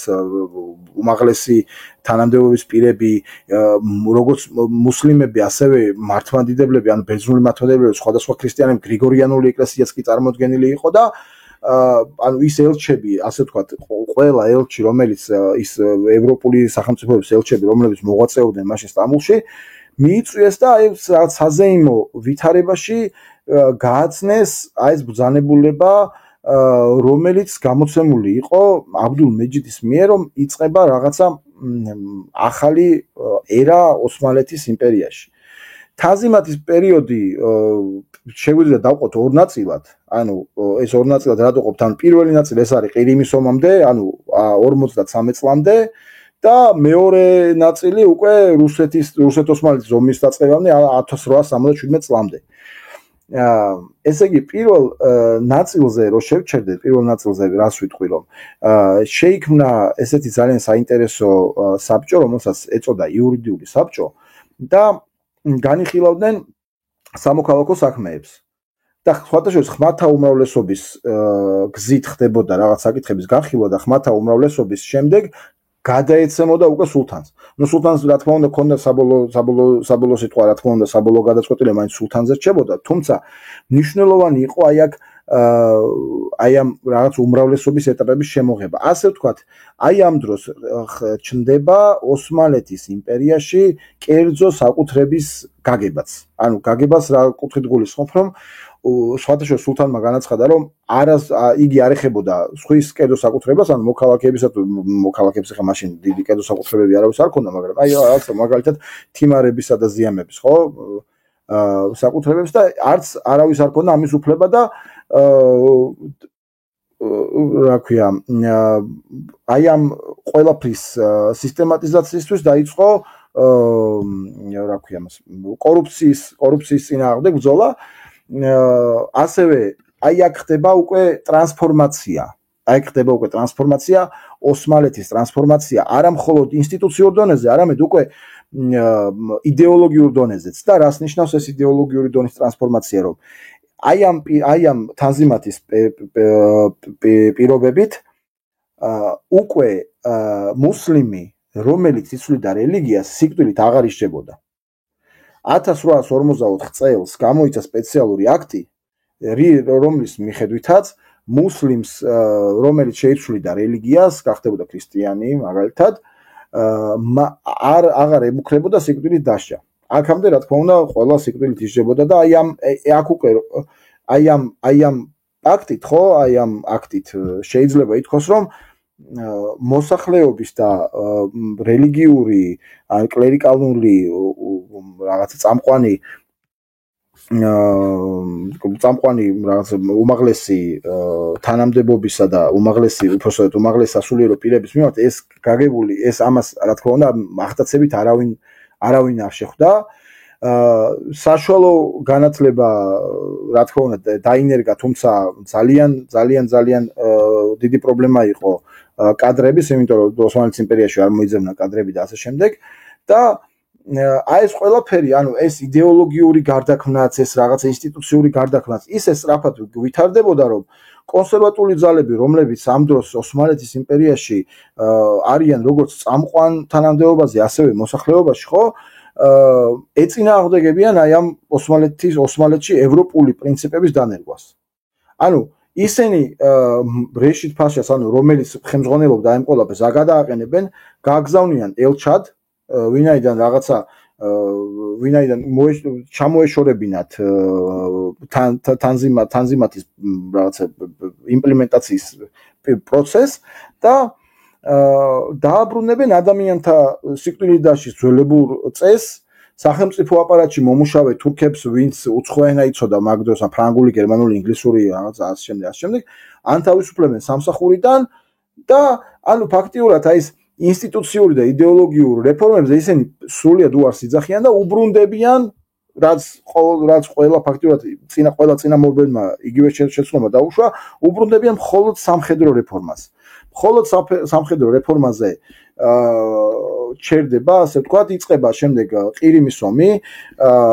აი ეს განხილულია ეს, როგორც ვიცი, თქვენს ერთ-ერთ ეპიზოდში და არ ჩაუღრმავდები. კი, ეგ ყირიმის ომი ვრცლად არის ჩვენთან განხილული და სხვადასხვა სხვა ეპიზოდებშიც გვიხსენებია ძალიან ხშირად, იმიტომ რომ გადაიკვეთება ხო მე-19 საუკუნეზე, როცა საუბრობ ევროპის ისტორიაზე, თითქმის წარმოუდგენელია, რომ თავი აარიდო ყირიმის ომს, იმდენად დიდი ადგილი უჭირავს იქ. კი, მართალია, თან ძალიან დიდი გავლენა ჰქონდა ამას, როგორც ოსმალეთის იმპერიაზე, თან მით უმეტეს არა მარტო ოსმალეთის იმპერიაზე, არამედ ფაქტიურად შეიძლება იყოს ყველა იმპერიის რაღაცა საგარეო პოლიტიკურ ცხოვრებაზეც, ხო? და უბრალოდ აი ყირიმის ომის შედეგს ვიტყვი, რომ ყირიმის ომის შედეგად ხო რაც არ უნდა გასაკვირი იყოს, ევროპულმა მხარემ პირდაპირ მოითხოვა თანზიმატის მეორე ტალღის გაგრძელება, ასე ვთქვათ, რომელიც აი პარიზის ტრაქტატის ერთ-ერთი დამატებული მუხლიც კი არის, ანუ ერთ-ერთი დამატებული მუხლი არის, რომ ოსმალეთის იმპერიამ უნდა გააგრძელოს ეს ინსტიტუციურ დონეზე რეფორმები, ანუ თანზიმატი უნდა გაგრძელდეს. ეს არის პარიზის ტრაქტატის ერთ-ერთი დამატებითი მუხლი. აი აქ რატომ არის ეს მნიშვნელოვანი, რატომ ვახსენე, რომ ეს მხოლოდ მუხლად გასაგებია, მაგრამ აქ უკვე ოსმალეთის იმპერიაში უკვე შიდა პოლიტიკურ ინსტიტუციურ დონეზე გარე ფაქტორები, ანუ გარე სახელმწიფოები, ხო? უკვე სადავეებს იღებენ, ანუ უკვე ისინი ხდებიან, ასე ვთქვათ, რეფორმატორები და მეორე ეტაპი ძირითადად ეხება საკანონმდებლობაზას. ანუ შეიძლება ითქვას, რომ შეიძლება თქო მიმდინარეობს ოსმალეთის ევროპეიზაცია რა, ესე ძალიან უხეშად რო ვთქვათ. და ხდება სულთნის მიერ გამოცემული ბრძანებები, რომლითაც იგი რაღაც ათანაბრებს მოსახლეობას და ეს ყველაფერი უკვე საკანონმდებლო დონეზე ხდება. საკანონმდებლო დონეზე მიღებული გადაწყვეტილება, რა თქმა უნდა, შემდეგ უკვე იდეოლოგიურ დონეზე აისახება და აი ჩანაწერები არის, მაგალითად, რომ მიუხედავად რაღაცა მათი წარმოშობისა და რელიგიური აღსარებლობისა, ოსმალეთის იმპერიაში მცხოვრები ყველა ადამიანი თანაბარი არის. აი ამ ყველაფერმა ხო ასახვა ჰპოვა განათლების სისტემაზეც. მიუხედავად იმისა, რომ აი იმ დროს ოსმალეთის იმპერიაში რაღაცა მრავალი სკოლა და პროფესიული სასწავლებლები გაიხსნა, ხო? სტამბულში გაიხსნა აბდულ-მეჯიდის ბრძანებით, პირდაპირ ბრძანებით, ევროპული აი იმ დროს არსებული ევროპული ყაიდის ლიცეუმი, სადაც უფლება მიეცა ყველა რელიგიის წარმომადგენელს და ყველა ადამიანს ჩარიცხულიყო და ესწავლა ამ ლიცეუმში. სწავლება ფრანგულ ენაზე მიმდინარეობდა და ვინც არ იცოდა ფრანგული ენა, მათთვის მოსამზადებელი სამწლიანი პროგრამაც კი იყო ფრანგული ენის მოსამზადებელი. სხვათაშორის ეს უნივერსიტეტი დღესაც მოქმედია და აი გალათასარაის უნივერსიტეტს უწოდებენ და დღეს არის ერთ-ერთი პრესტიჟული უნივერსიტეტი თურქეთის რესპუბლიკაში. დღესაც ფრანგულ ენაზე მიმდინარეობს სწავლა და არსებობს ლიცეუმ სკოლაც არის და ასე შემდეგ, ანუ ძალიან ერთ-ერთი სერიოზული პრესტიჟული ურთიერთობა. ისე ეს რამდენად ბევრს ნიშნავს რომ მიხვდეს მსმენელი, უნდა ვთქვათ რომ მანამდე მე-18 საუკუნეში, მე-17, მე-16 რო გადავხედოთ როგორი განათლება იყო ოსმალეთის იმპერიაში და ან რით ისწავლობდნენ, ან რა იცოდნენ დანარჩენ სამყაროს შესახებ, იმასთან შედარებით ეს არის უზარმაზარი ნახტომი, ხო? იმიტომ რომ ძალიან ჩამორჩენილი იყო მაშინ ამ მხრივ კი არა, უცხო ენების ცოდნა იყო ძალიან პრობლემური, ასევე ოსმალეთის იმპერიაში ძალიან უჭირდათ ამ მხრივ, იმიტომ რომ ძალიან ცოტა მიცოდა ოსმალეთში უცხო ენა, რომელიმე ევროპული და შესაბამისად ეს უძნელებდა თქმა მე ურთიერთობას იგივე ევროპულ სამყაროსთან, ევროპულ სახელმწიფოებთან და მათი ისტორიის შესახებაც ძალიან ბუნდოვანი წარმოდგენა ჰქონდათ, იმიტომ რომ მე-18 საუკუნეში ფაქტობრივად ასწავლდნენ ისტორიის წიგნებით, რომელიცშიც იყო მე-15, მე-16 საუკუნეების მდგომარეობის ევროპაზე საუბარი და შესაბამისად ეს რა თქმა უნდა ძალიან მოქმედებდა იმაზე, რომ მიუხედავად იმისა, რომ აი თითქოს ამ სივრცის ნაწილი იყო ოსმალეთის იმპერია, რაღაც დონეზე ცოტა იზოლაციონისტურიც იყო ამ თვალსაჩინით, ხო, ისე როგორც აზიურ იმპერიებს ახასიათებდათ. კი, რა თქმა უნდა და აი ეს სწორად აღნიშნე, რატომ არის მნიშვნელოვანი, რომ აი ამ დროს იწყება, ანუ იქამდე არსებული ოსმალეთის იმპერიის განათლება შეიძლება ითქვას, რომ ჩაკეტილი სისტემა იყო, ანუ რაღაცა არ ქონდათ არანაირი, ასე ვთქვათ, არც სურვილიც შეიძლება ითქვას ფაქტიურად და არც რაღაც ინტერაქცია იმ სხვა ლიტერატურაზე, ну ფართო მასებზე მაქვს მე საუბარი და რაღაცა ვიწრო წრეზე, იმ არსებულ სოფლიო ლიტერატურაზე, რომელიც იქამდე რა თქმა უნდა იწერებოდა, ხო და იმის შემდეგაც იწერებოდა და აი ამ დროს ხდება ევროპელი კლასიკოსების მოაზროვნეების და რაღაცა სხვადასხვა მწერალი წიგნების თარგმანები და უკვე დასტამბვა თურქულ სტამბებში, ხო? ანუ ოსმალეთის იმპერიაში. აი ამ დროს იწყება იმ თეატრების და ოპერების დადგმა, სადაც უკვე ევროპელი ხელოვანები მონაწილეობენ და ევროპელი ხელოვანები ჩამოდიან ოსმალეთის იმპერიაში. ანუ ეს არის აი ამ რაღაცა იმ ფარდის გარღვევა, აი გახედვა დასავლეთისკენ, სადაც უკვე ოსმალეთის იმპერია კარგად ხედავს თავის ასე ვთქვათ, არსებულ ვითარებას და ევროპაში მიმდინარე არსებულ ვითარებას, ხო? აი ზუსტად აი ამ ვინაი განათლება, რომელიც ამდენი საუკუნის განმავლობაში ფაქტობრივად ესე ეტაპობრივად ხო არ გადასულა, ეს ეტაპობრივად არ მისულა ოსმალეთის განათლების სისტემის მიახლოვება ევროპულ განათლების სისტემასთან. ეს ისე სწრაფად მოხდა, მხოლოდ აზიმატის პერიოდში ხდება ესეთი რაღაც აი ასე ვთქვათ რადიკალური ცვლილება, რომ აი ეს ევროპეიზაციის პროცესი, ხო, რელიგიურმა წრეებმა ბუნებრივად, რა თქმა უნდა, მიიჩნიეს რაღაც რელიგიის წინააღმდეგ მიმართულ აქტად და ამიტომ სრულიად ლოგიკურად, ხო, რაღაც ანუ სრულიად ლოგიკურად, მათი გადმოსახედა ლოგიკურად შეიძლება ითქვას, რომ მეჩეთებში იწყებენ აგიტაციას, აი სულთნის წინააღმდეგ, თანზიმატის რეფორმების წინააღმდეგ და აი ზუსტად აქ ეს არის 1850-იანი წლები, 40-იანი წლების ბოლოს, 50-იანი წლები, აი ეს ახალგაზრდა ოსმალთა საზოგადოება იწყებს რაღაცა მიწისქვეშა მოძრაობას და სხვათა შორის აი ძალიან საინტერესოა ის, რომ მათი წესდება, ხო, აი ეს ახალგაზრდა ოსმალთა ასოციაციის წესდება იყო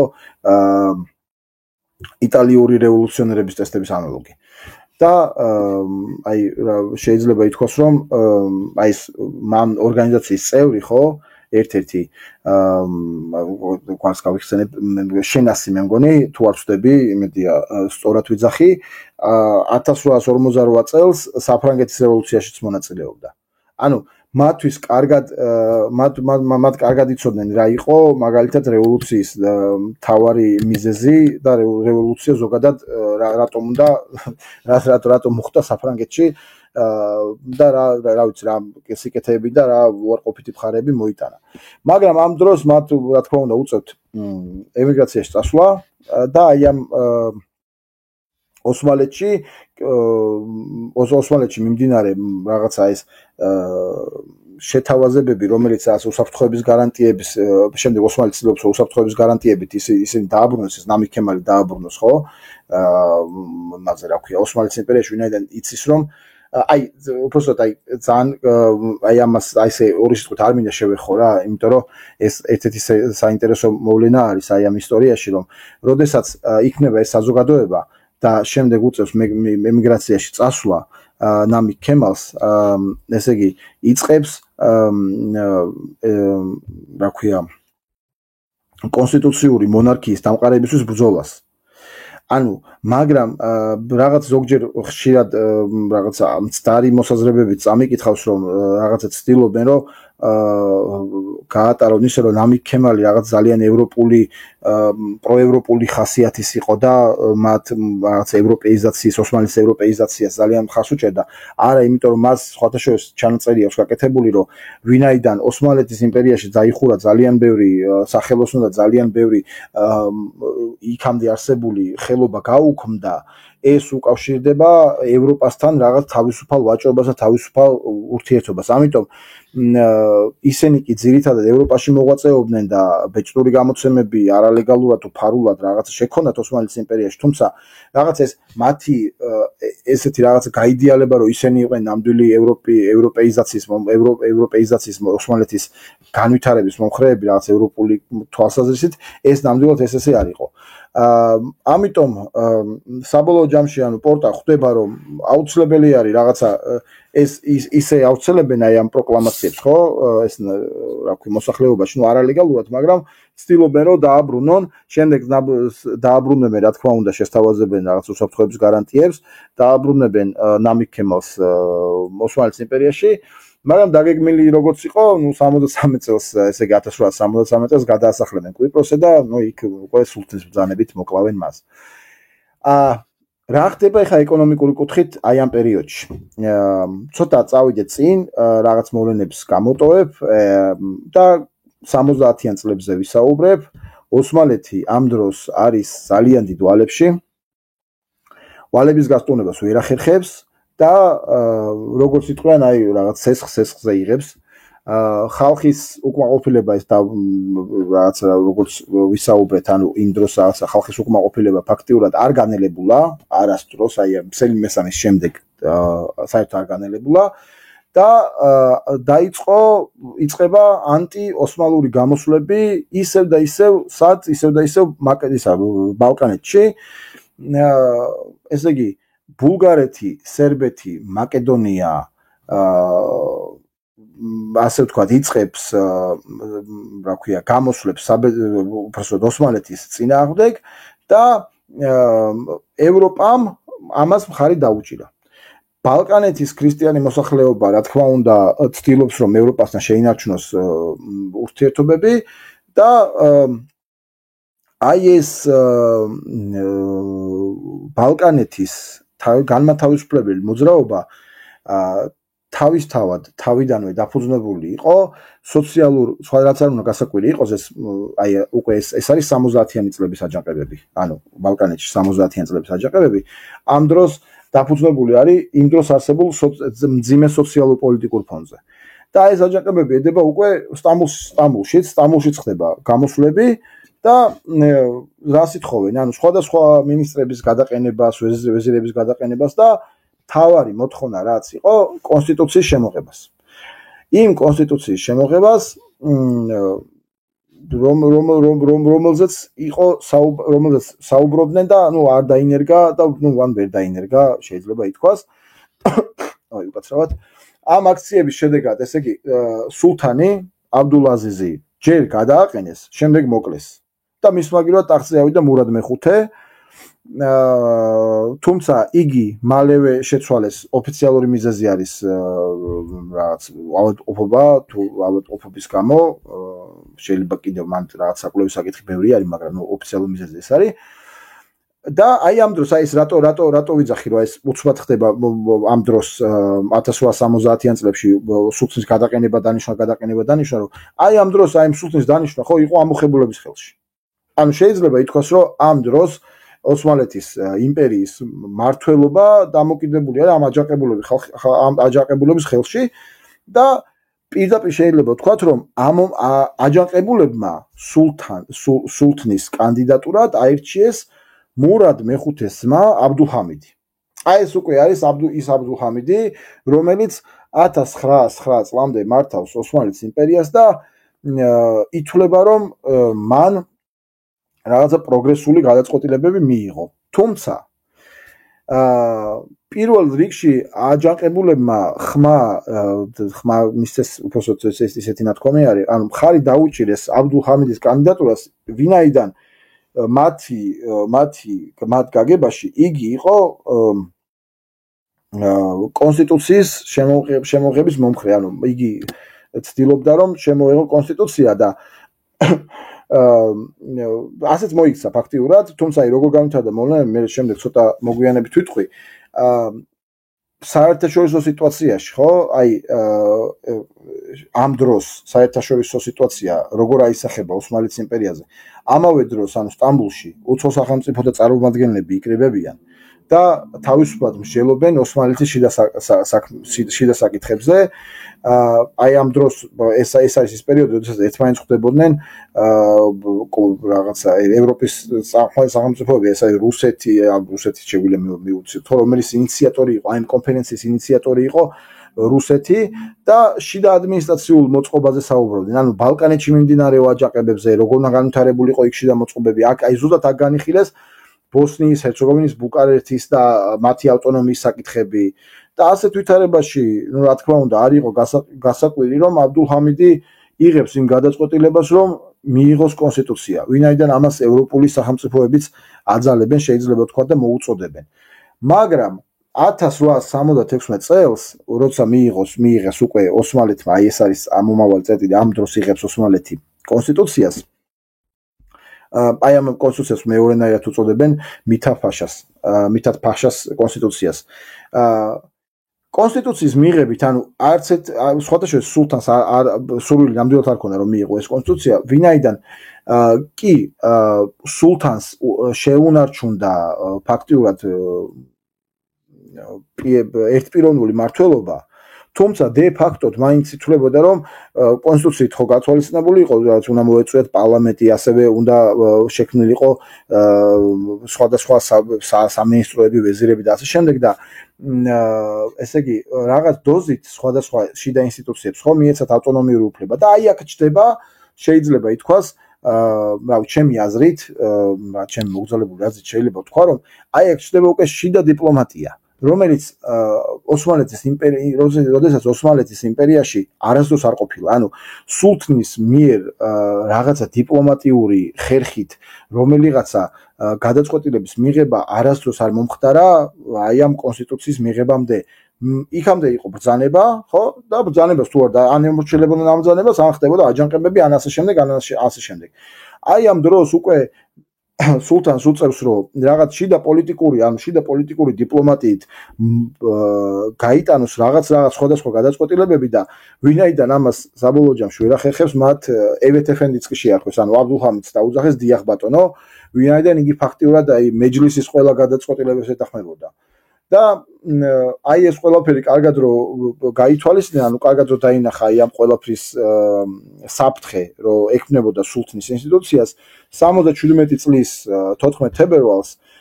ითხოვს პარლამენტს, რომელიც აი მომავალი 30 წლის განმავლობაში საერთოდ აღარ შეკრებილა და აი ეს 30 წელი არის იმ დაპირისპირებების შედეგი, სადაც ითხოვენ მეჯლისის მოწვევას, ანუ ახალი პარლამენტის მოწვევას. სულთანი რომ არ უჭერდა მხარს კონსტიტუციის მიღებას, ანუ როგორც ვახსენე, ხო? ეს გამოჩნდა იმის შემდეგ, რაც უკვე ოსმალეთი გახდა კონსტიტუციური მონარქია, ანუ 71 წლის მერე. ესე იგი, მან თავიდანვე ბრძოლა გამოუცხადა კონსტიტუციის მომხრეებს. დაახურა ის გაზეთები, რომელიც კონსტიტუციონალისტების ხელში იყო, ზოგი ქვეყნიდან გააძევა, მაგალითად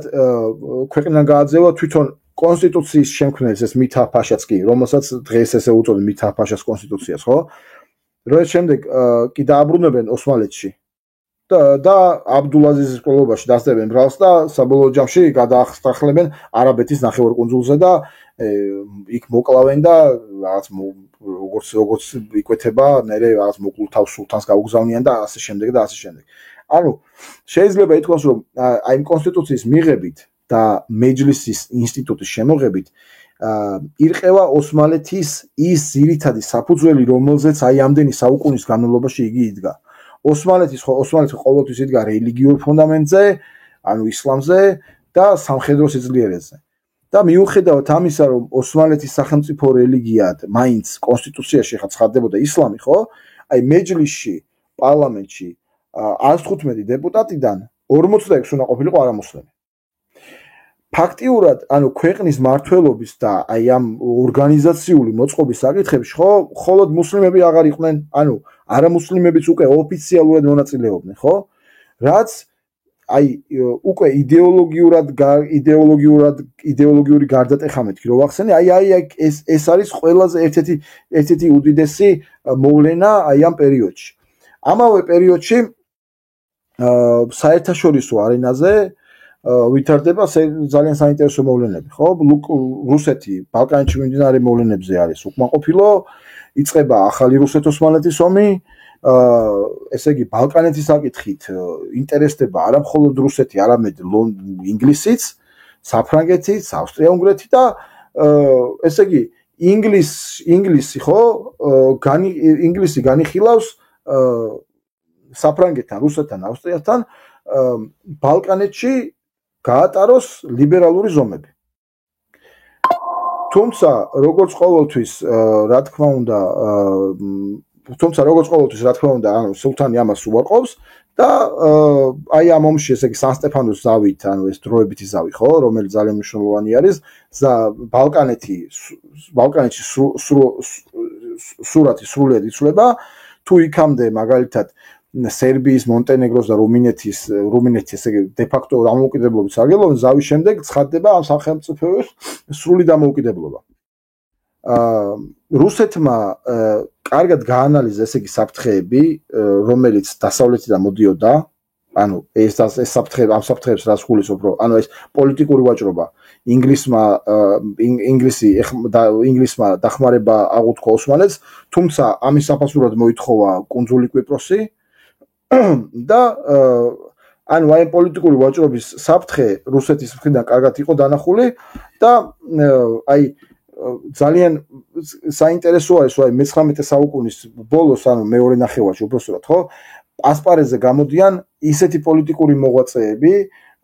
როგორც არის მაგალითად ბისმარკი, ხო, დიზრაელი, ან ბისმარკი გერმანიაში, დიზრაელი ინგლისში და 1878 წელს ბერლინში გამართულ კონფერენციაზე, ხო, სადაც განხილული იყო სხვათაშორის ბათუმის საკითხიც. აი, სხვათაშორის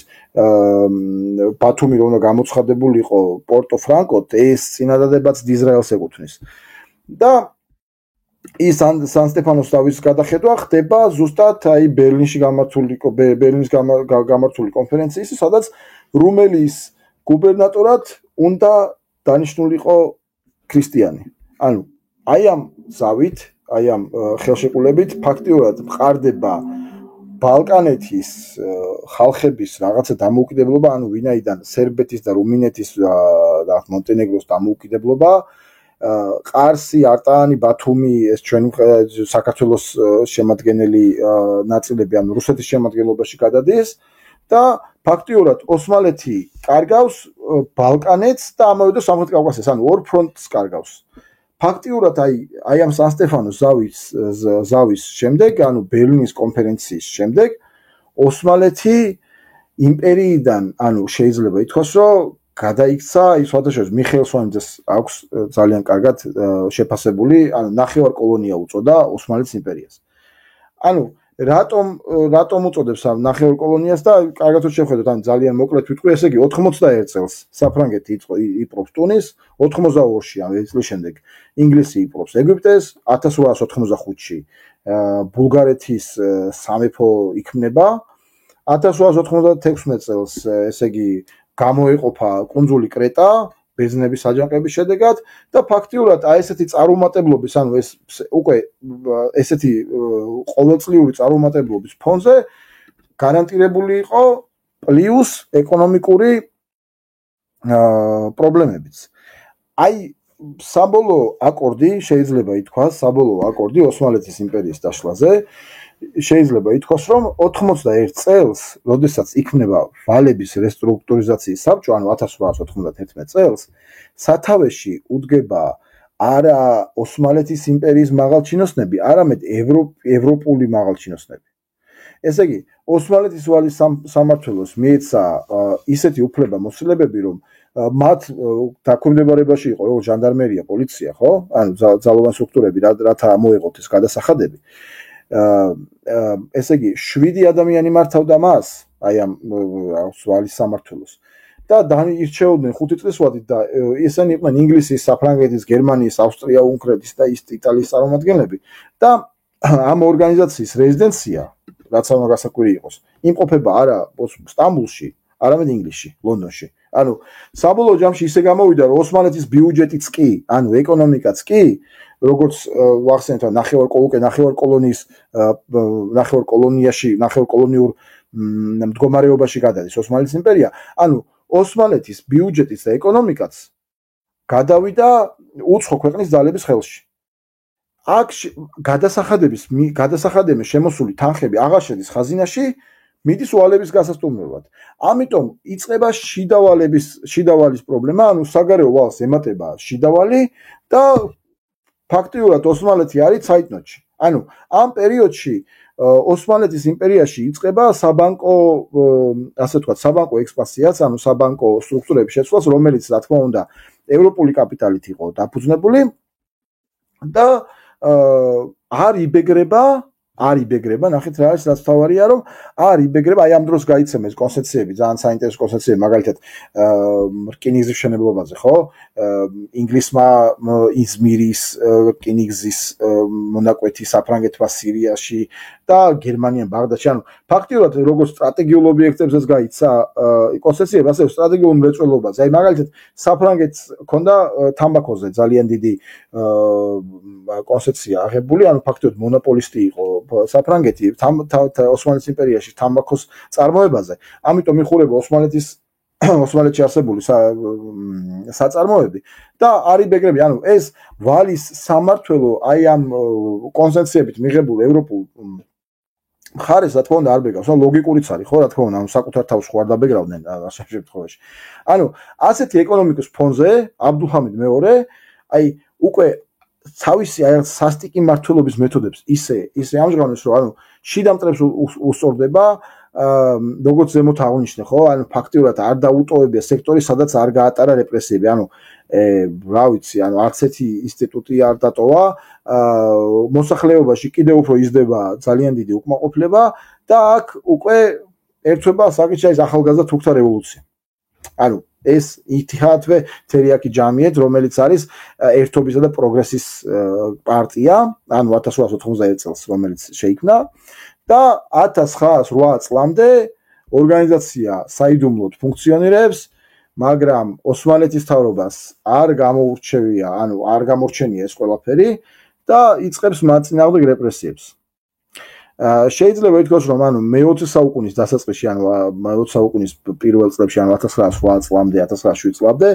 აი ამ ორგანიზაციაში უკვე უკმაყოფილოთა რაოდენობა გაერთიანებულს უწოდებთ 15000 ადამიანს აერთიანებს და უერთდება ენვერ ფაშაც. ესე იგი, ეკონომიკური ურთიერთობა შეიძლება სანამ გადავალ აი მე-20 საუკუნეში, ხო, მინდა რაღაცა ორი სიტყვით შევაჯამო, რომ ამ დროს ოსმალეთის იმპერიის სახელმწიფო, ანუ მმართველ სტრუქტურებს, ეკონომიკურ სტრუქტურას, სამხედრო ძალებს, ხო, ფაქტიურად აკონტროლებენ უცხო ქვეყნის ძალები. აი, ნამდვილად მახვილი შენიშვნა არის ეს ნახევრად კოლონია. და აი მე-20 საუკუნის დასაწყისში სტამბოლში იწყება დიდი გამოსვლები. სადაც ესე იგი ფაქტიურად იწყებენ ოსმალეთის მმართველობა გადადის ახალგაზრდა თურქთა ხელში და სადაც დააბრუნეს კონსტიტუცია, უბრალოდ ხო, სადაც ცდილობენ რომ კონსტიტუცია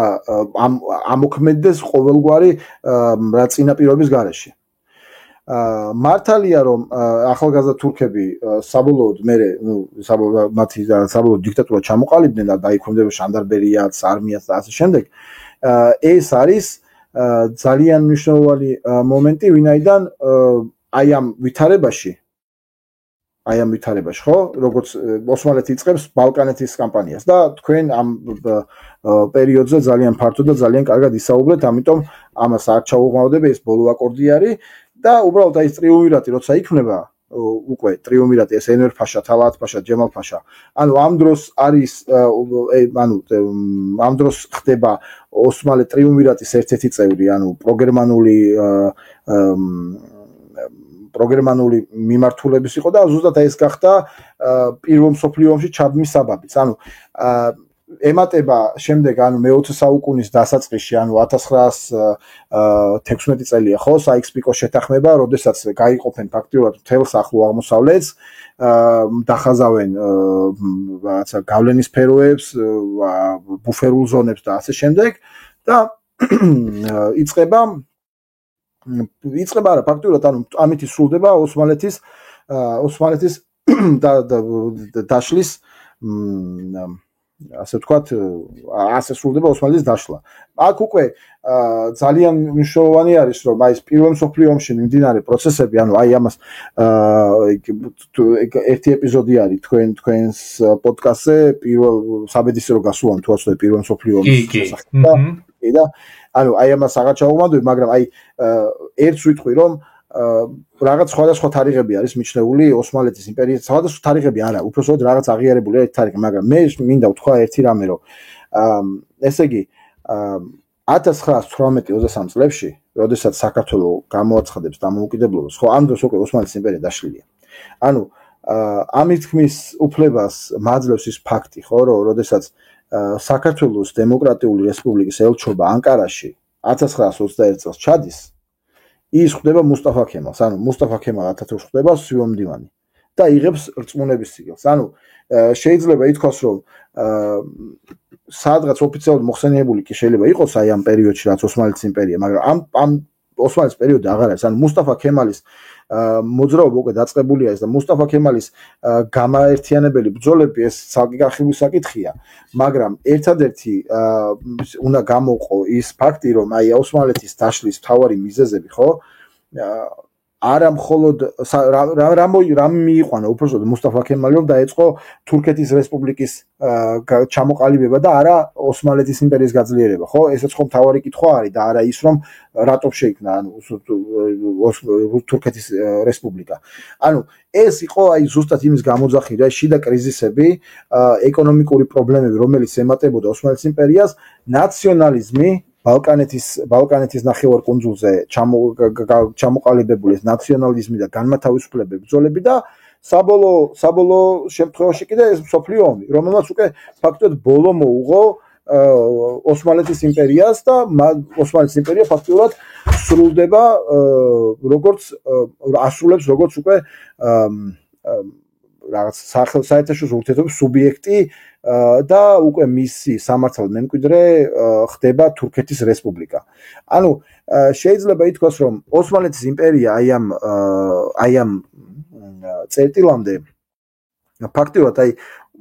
სელიმის მერე ყოველმა სულთანმა თითო აგური გამოაცალა იმპერიას, არა იმ კუთხით, რომ რაღაცა რეფორმებისთვის ბრძაობა არ ქონდა და არა იმ კუთხით, რომ რაღაცა ევროპული განვითარების, უბრალოდ ევროპული რეფორმები დაენერგათ საკუთარ ქვეყანაში, არამედ იმ კუთხით, რომ შიდა წინააღმდეგობა კლერიკანული ძალების იმდენად დიდი იყო, რომ ვერც ერთი ვერ აღუდგა აი ამ ყველაფერს წინ. ანუ ოსმალეთის იმპერიის არსებობდა სამხედრო წარმატებაზე და აი ამ სამხედრო წარმატების შედეგად ხდებოდა როგორც ეკონომიკის, ასევე სოციალური კეთილდღეობის და ასევე საერთაშორისო არენაზე ოსმალეთის სიძლიერის დამტკიცებაც. აი რა ვიცი, შეჯამების კუთხით შეიძლება ეს ვთქვათ, რომ აი აღარ ჩაუღმავდები ხა აი მაგალითად ახალგაზრდა თურქთა რევოლუციას, ხო? ანუ როგორ დაემხო აბდულჰამიდ მეორე და პირველი მსოფლიო ომის და ასე შემდეგ და გერმანიასთან ალიანსის პრობლემებს. ანუ ეს შეიძლება თქვათ, რომ აი ახალგაზრდა თურქებით შეიძლება დავასრულოთ ოსმალეთის იმპერიის, ასე ვთქვათ, იმპერიობაც. კი, ნამდვილად, აი ბოლოსთვის აი ერთი ორი სიტყვით რომ ვთქვათ, რამდენიმე ძირითად მიზეზს ასახელებენ ხოლმე ისეთ ისტორიოგრაფიაში, რაც არის ხო მიღებული ამ იმპერიის დაცემისა. ერთი რა თქმა უნდა იყო ეკონომიკური, იმიტომ რომ ინდუსტრიალიზაცია ძალიან გვიან მოხდა და ეს ის არასრულად და იყო აგრარული ძირითადად ხო მეურნეობას დაფუძნებული ეკონომიკა, რაც იმ პერიოდში როცა ყველა სხვა დიდი სახელმწიფო იყო ფაქტორად ინდუსტრიული, რა თქმა უნდა ვეღარ ეწეოდა მათ. ძალიან ნაციონალიზმის ტალღა იყო და ძალიან მრავალფეროვანი იყო, ხო, მრავალეთნიკური იყო ოსმალეთის იმპერია, რა თქმა უნდა ესეც ძალიან მნიშვნელოვანი მიზეზია, იმიტომ რომ თვითგამორკვევა როცა დაიწყო ერებისა, აი უკვე ძალიან ძნელი იყო, რომ ისინი გაეჩერებინა ერთი სახელმწიფოს ქვეშ უკვე ოსმალეთის მმართველობას, იმიტომ რომ ძალიან ბევრი სხვადასხვა კულტურისა და რელიგიის და ენის წარმომადგენელი ცხოვრობდა იქ. განათლების პრობლემა იყო ძალიან მნიშვნელოვანი, რადგან აი თანზიმატის რეფორმებზე რომ საუბრობდი, იქაც ჩანს, რომ მანამდე თანზიმატის რეფორმებამდე საერთოდ კატასტროფა იყო ამ თვალსაზრისით და შემდგომ პერიოდში ძალიან ცოტათი გაიზარდა, ასე თუ ისე, ხო, იმიტომ რომ დათვლილია ის, რომ დაახლოებით 1900 წლისთვის ოსმალეთის იმპერიაში 5-10% იყო დაახლოებით აი შედარებით განათლებული, ვინც წერა-კითხვა იცოდა და რაღაცა, ხო, შესაბამისად ძალიან დაბალია ეს რიცხვიც. რა თქმა უნდა, გარემტრები, რომლებიც თავს ესხმიან მას და ასუსტებენ, მათ შორის არა მარტო რუსეთი, რომელიც იმყრობს მის ტერიტორიებს, ხო, ძირითადად, არამედ შიდა არეულობა და იგივე ეგვიპტის გამოჩენა იქ, ასევე ევროპული ძალები, რომელსაც ასევე უნდათ ოსმალეთის ხარჯზე რაღაც ტერიტორიების მიღება და ასე შემდეგ, ხო, ესეც მოქმედებს ამაზე. და რა თქმა უნდა, არასწორი ეს აირჩია მოკავშირე პირველ მსოფლიო ომში, ხო? ამასაც აქვს თავისი როლი და დააჩქარა ალბათ კიდევ უფრო პროცესი, იმიტომ რომ მისმა მოკავშირემ გერმანიამ წააგო ეს ომი და შესაბამისად ოსმალეთი ამის შემდეგ, რა ვიცი, რაღაც უნდა გადაერჩინა. ფაქტობრივად წარმოუდგენელი იყო, გაინაწილეს ფაქტობრივად მისი ტერიტორიებზე არსებობდა ხო გეგმაც, რომ დაინაწილებინათ და მანდატები, სამანდატო ისინი შეიქმნა ნაწილები, რომელშიც რაღაც ნაწილი იტალიას უნდა მიიღო, ნაწილი საფრანგეთის, ინგლისის და ასე შემდეგ და რა თქმა უნდა ოსმალეთის იმპერიის გადარჩენის შანსები აქ დამთავრებული იყო. ფაქტობრივად რაც შეძლო მუსტაფა კემალმა ეს ძალიან დიდი რამ იყო, რომ მან გამოადნო აი ამ სიტუაციიდან მაინც თურქეთის სახელმწიფო, ხო, იმიტომ რომ მაინც ძალიან რთული სიტუაცია იყო, ფაქტობრივად ყველა მხრიდან მტრები, რომლებსაც უნდა თან ამ ტერიტორიების წაგება და მაინც მიუხედავად ამ მდგომარეობაში ის ამარცხებს იგივე ბერძნებს, იმარჯვებს აღმოსავლეთ ფრონტზე, ყველგან მოლაპარაკებებსაც შეძლებს დედელა ყველასთან და საბოლოო ჯამში ქმნის თურქეთის სახელმწიფოს. აი აქ ერთი რაზეც შეიძლება ითქვას კიდე, საერთოდ ეს თურქეთი მას შემდეგ არის ძირითადად მუსტაფა ქემალის იდეებზე, ხო, დაფუძნებული სახელმწიფო, მაგრამ არსებობს ასეთი ტერმინი ნეო-ოსმანიზმი. აი რას გულისხმობს ნეო-ოსმანიზმი და როგორ არის დაკავშირებული ოსმალეთის იმპერიასთან? აი ეს ნეო-ოსმანიზმი სხვადასხვა ახლა ბოლო პერიოდში გახდა ძალიან აქტუალური, ვინაიდან შეიცვლება ასე ვთქვათ პოლიტიკური ტერმინი, რომელიც ახლა დღეს ძალიან ბევრი ანალიტიკოსი, რომელიც იკვლევს თურქეთის შიდა პოლიტიკასა და საერთაშორისო ურთიერთობებს, წერს და შენიშნავს იმას, რომ თურქეთი ნელ-ნელად სცილდება ქემალიზმს, ანუ ქემალის პრინციპებს და მიყავს რაღაც საკუთარი თავი, ანუ თურქეთი რაღაც ნეო-ოსმანიზმისკენ. ეს ტერმინი ნეო-ოსმანიზმი გულისხმობს რას, რომ აი ეს პრინციპები, რაზეც ჩვენ ქონდა საუბარი, ხო, რაღაც სამხედრო ძლიერება, რელიგიური ძლიერება და ასე შემდეგ, ესენი უნდა იყოს შენარჩუნებული, ეს სხვადასხვა რაც მუსტაფა ქემალი არ უარყოფდა, თუმცა დაპყრობითი ომების წარმოებას უარყოფდა მუსტაფა ქემალი. რაც სხვადასხვა აი დაუთ ოღლუს აქვს აღწერილი საკუთარ წიგნში სტრატეგიული სიღრმე, ეს ნულოვანი პრობლემები მეზობლებთან, რომელიც რაღაცა დოზით კი არის გათვალისწინებული. აი ეს ნეო-ოსმანიზმი დღეს იმკვიდრებს რა ქვია, ასე ვთქვათ, სამეცნიერო ლიტერატურაში და რაღაც საერთაშორისო ურთიერთობების ლიტერატურაში იმ კუთხით, რომ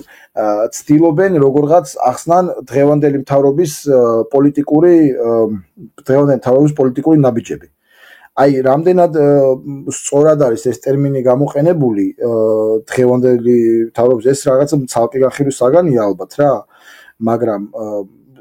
ძირითად შემთხვევაში ტერმინი ხო, ანუ შეიძლება აი რავი როგორ თქვა ტერმინის წარმოშობას ეხლა ეტიმოლოგიაზე არ ვისაუბრებ ეხლა თვითონ ტერმინის წარმოშობაზე, თუმცა 24 წლის განმავლობაში, ანუ 24 გავიდა, ხო? კი, 24 გავიდა. ანუ ვინაიდან იცვლება თურქეთის როგორც შიდა პოლიტიკური ვექტორები, ასევე რაღაც საერთაშორისო ვექტორები, უკავთ და რელიგიური გავლენებიც, ხო? თურქეთის შიდა პოლიტიკაზე ეს კარგად შეინიშნება. ანუ ნეო-ოსმანიზმი დღეს ასე ვთქვათ ძალიან კარგად დამკვიდრებული ტერმინი არის რაღაც პოლიტიკურ მიმოხილველებში, ვინაიდან თურქეთის რაღაც საგარეო ვექტორები და შიდა პოლიტიკური დღის წესრიგი შეიცვალა, თუ შევადარებთ ამას მაგალითად რაღაც თურქ ოზალის პერიოდს, ხო, პირობითად ვიზახი, ანუ ანდემირელის პერიოდს. ანუ რაღაც ეს საერთაშორისო ურთიერთობების ვექტორები და შიდა ვექტორების იცვლება, ეს არ არის გამომდინარე მხოლოდ იქიდან შიდა პოლიტიკური დღის წესრიგიდან, ეს საერთაშორისო დღის წესრიგიდანაც გამომდინარეობს, ну მაშინ თუ არსებობდა საბჭოთა კავშირი, დღეს აღარ არსებობს საბჭოთა კავშირი და თურქეთს ეხსნება სხვადასხვა სივრცეები. აი რაც შეეხება ნეო-ოსმანის, ხო, ნეო-ოსმანიზმი თურქეთში, ვინაიდან თურქეთი რაღაც თავის გეოგრაფიული მდებარეობით მდებარეობს როგორც აღმოსავლეთისა და დასავლეთის ხიდი, რაღაც ასევე ჩრდილოეთის და სამხრეთის ხიდი, ანუ ნეო-ოსმანიზმიდან იწყება აი თურქული პოლიტიკური ვექტორის, დღევანდელი თურქული პოლიტიკური ვექტორის გადაწყვეტილებები, ხო? ანუ სადაც თურქეთი ცდილობს რაც გავლენები იდეოლოგიური გავლენები შეინარჩუნოს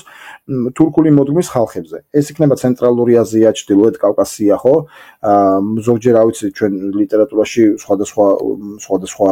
ასე ტერმინსაც ვაწვდებით ხოლმე, რომელიც მომიჯნავე ტერმინი, ანუ ერთი და იგივე არ გულისხმობს, მაგრამ აი მაგალითად პანთურქიზმი, ხო, თურანი და ასე შემდეგ და ასე შემდეგ. ანუ ესე იგი ამ აი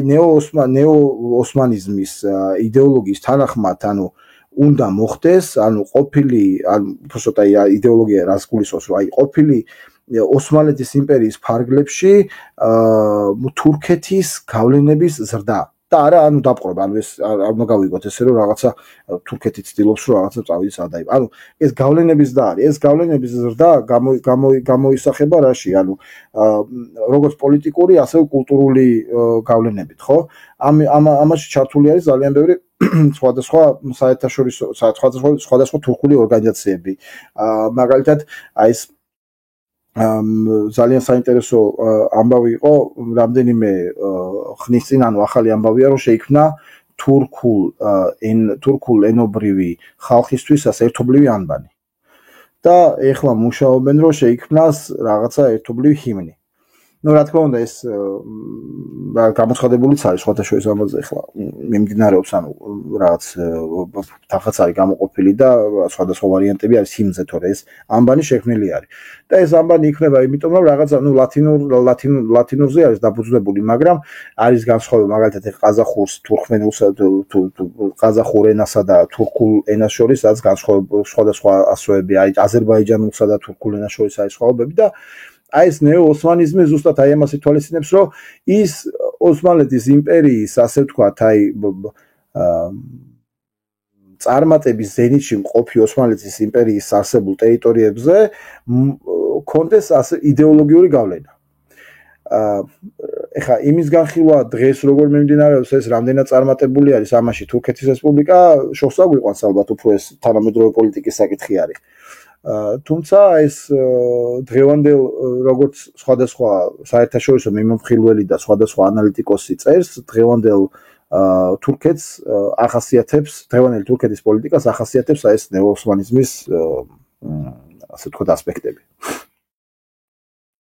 კი ბატონო, ძალიან საინტერესო საკითხია ესეც ისევე როგორც ანუ ნეო-ოსმანიზმი ერთი მხრივ და ნეო-ისლამიზმიც იყო, ხო, გარკვეულწილად მე-19 საუკუნეში მოყოლებული ეს ტერმინები მე პირველად შეხვდა რევაზ გაჩიჩილაძის ახლო აღმოსავლეთში, როცა მახსოვს პირველად წავიკითხე ეს იქნება, მაშინ იმ დროიდან დაამახსოვრდა და მე მასში ვიყენებ ხოლმე ამ წიგს ჩემ სასწავლო კურსზეც ვიყენებ ხოლმე, როცა ახლო აღმოსავლეთ ზემო განსაკუთრებით ოსმალეთის იმპერიის მე-19 საუკუნის მდგომარეობაზე სტუდენტებს ვესაუბრები ხოლმე. იქ არის აი ორი ტერმინის განმარტებას ყოველთვის თხოვ ხოლმე. შესაბამისად ძალიან საინტერესო და ძალიან მნიშვნელოვანი არის მის ცოდნა. რაც შეეხება მის დასასრულისთვის ვიტყვით იმას, რომ ძალიან ბევრია დაწერილი ოსმალეთის იმპერიის ისტორიაზე საერთოდ პოპულარული თემაა საკმაოდ, მაგრამ რამდენიმე წიგნი რაც შეიძლება ქართულ ენაზე თუნდაც რომ ურჩიოთ. შენ ახსენე სვანიძე, ხო? დიახ, მიხეილ თურქეთის ისტორიაზე აქვს კი. მე სხვათა შორის როდესაც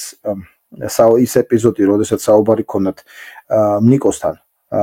ქელბაქიანთან ირანის ისტორიაზე, შემდეგ თვითონ YouTube-ის კომენტარებშიც და Facebook-ის კომენტარებშიც ძალიან საინტერესო მასალები გააზიარა ნიკამ და მეც ანალოგიურად გავაზიარებ მასალებს, ან უკვე კონკრეტულად აი არა რაღაცა ესეთი ძალიან დიდ ნაწილებს, არამედ რაღაც სტატიებს, ან ისეთ წიგნებს მივუთითებ, რომელიც საინტერესო იქნება, რომ მსმენელისთვის, რომ თუ აი ამ პერიოდით დაინტერესებული მსმენელისთვის, უფრო უკეთესად შეისწავლოს და უფრო უკეთესად ჩაიხედოს ოსმალეთის იმპერიის დაშლის ძირითად პრობლემებზე და აი ამ პროცესებზე. და მახსენებ ასევე ალან პალმერის ცნობილ წიგნს ოსმალეთის იმპერიის დაკრინება და დაცემა ქვია The Decline and Fall of the Ottoman Empire, რომელსაც აი ზუსტად აი ამ თემაზე შეგეძლიათ ამ წიგნს რომ გაეცნოთ, რომელშიც აი ზუსტად ამაზეა გამახვილებული ყურადღება, ისიც აი დაახლოებით როგორც გითხარით, ცდილობს როგორც ედუარდ გიბორმა თავის ძროზე რომის იმპერიის დაკრინება და დაცემა აღწერა, აი მიდგომით, უფრო თანამედროვე მეთოდებით, გაცილებით, რა თქმა უნდა, გააკეთოს იგივე ოსმალეთის იმპერიაზე, ძალიან საინტერესო ნაშრომი არის ამ კუთხით. საერთოდ ხა ჩვენთვის საქართველოსთვის ვფიქრობ, რომ უფრო მეტი უნდა იყოს წესით და რიგით დაწერილი ალბათ ოსმალეთის იმპერიაზეც და საქართველოს ოსმალეთის ურთიერთობებზეც, ანუ ქართული სამეფოებისა და ოსმალეთის ურთიერთობებზე, იმიტომ რომ ძალიან დიდი ხანი გაგრძელდა ეს ყველაფერი, ძალიან მნიშვნელოვანი იყო, თუნდაც ის რომ ამ პერიოდში მიმდინარეობს ოსმალეთის გავლენის პერიოდში მიმდინარეობს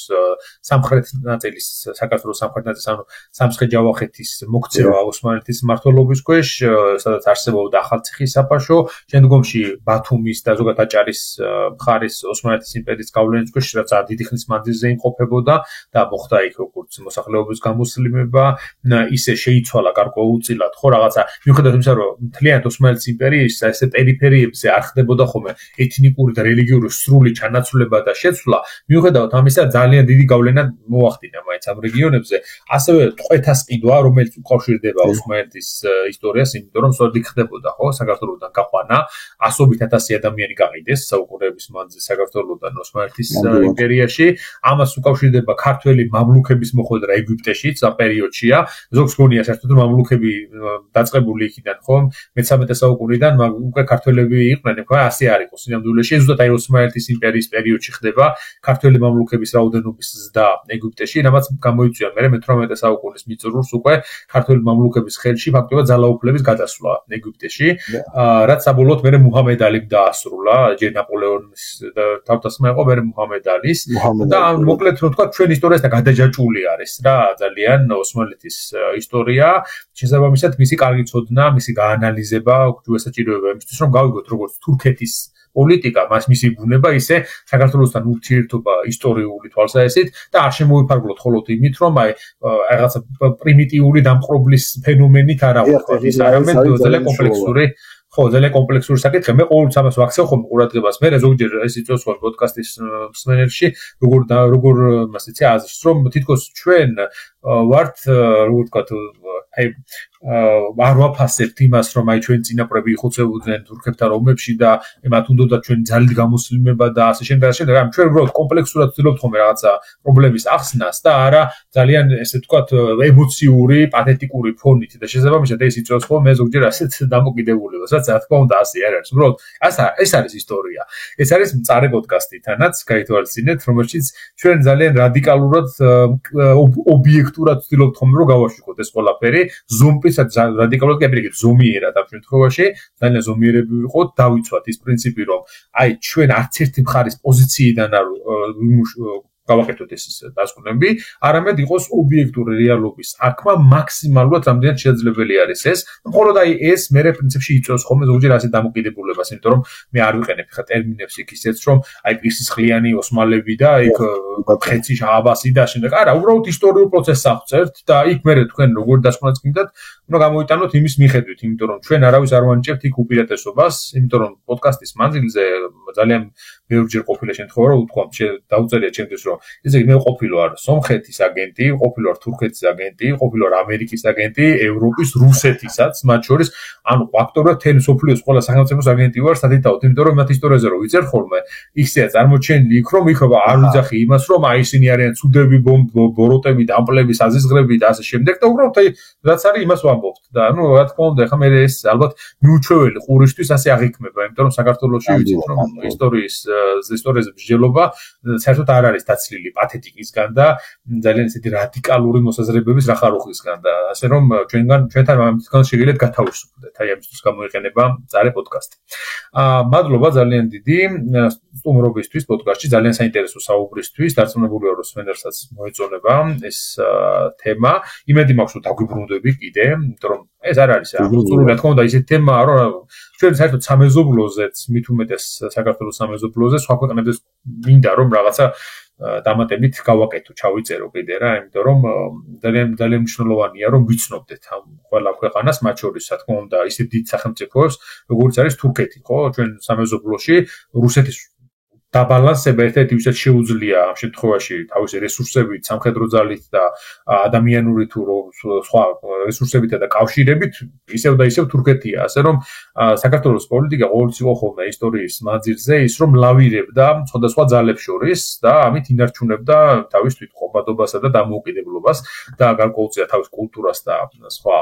ფენომენსაც არსებობს ქართული შესაბამისად ჩვენ ეს ყველაფერი კარგად უნდა ვიცოდეთ. მოკლედ, მომავალ პოდკასტამდე გემშვიდობებით, არ დაგავიწყდეთ პოდკასტის გამოწერა, გაზიარება, რომ სხვებმაც მოგვისმინონ, გაიგონ ბევრი რამ საინტერესო ისტორიაზე. აბა მომავალ პოდკასტამდე გემშვიდობებით. დიდი მადლობა, ნახვამდის.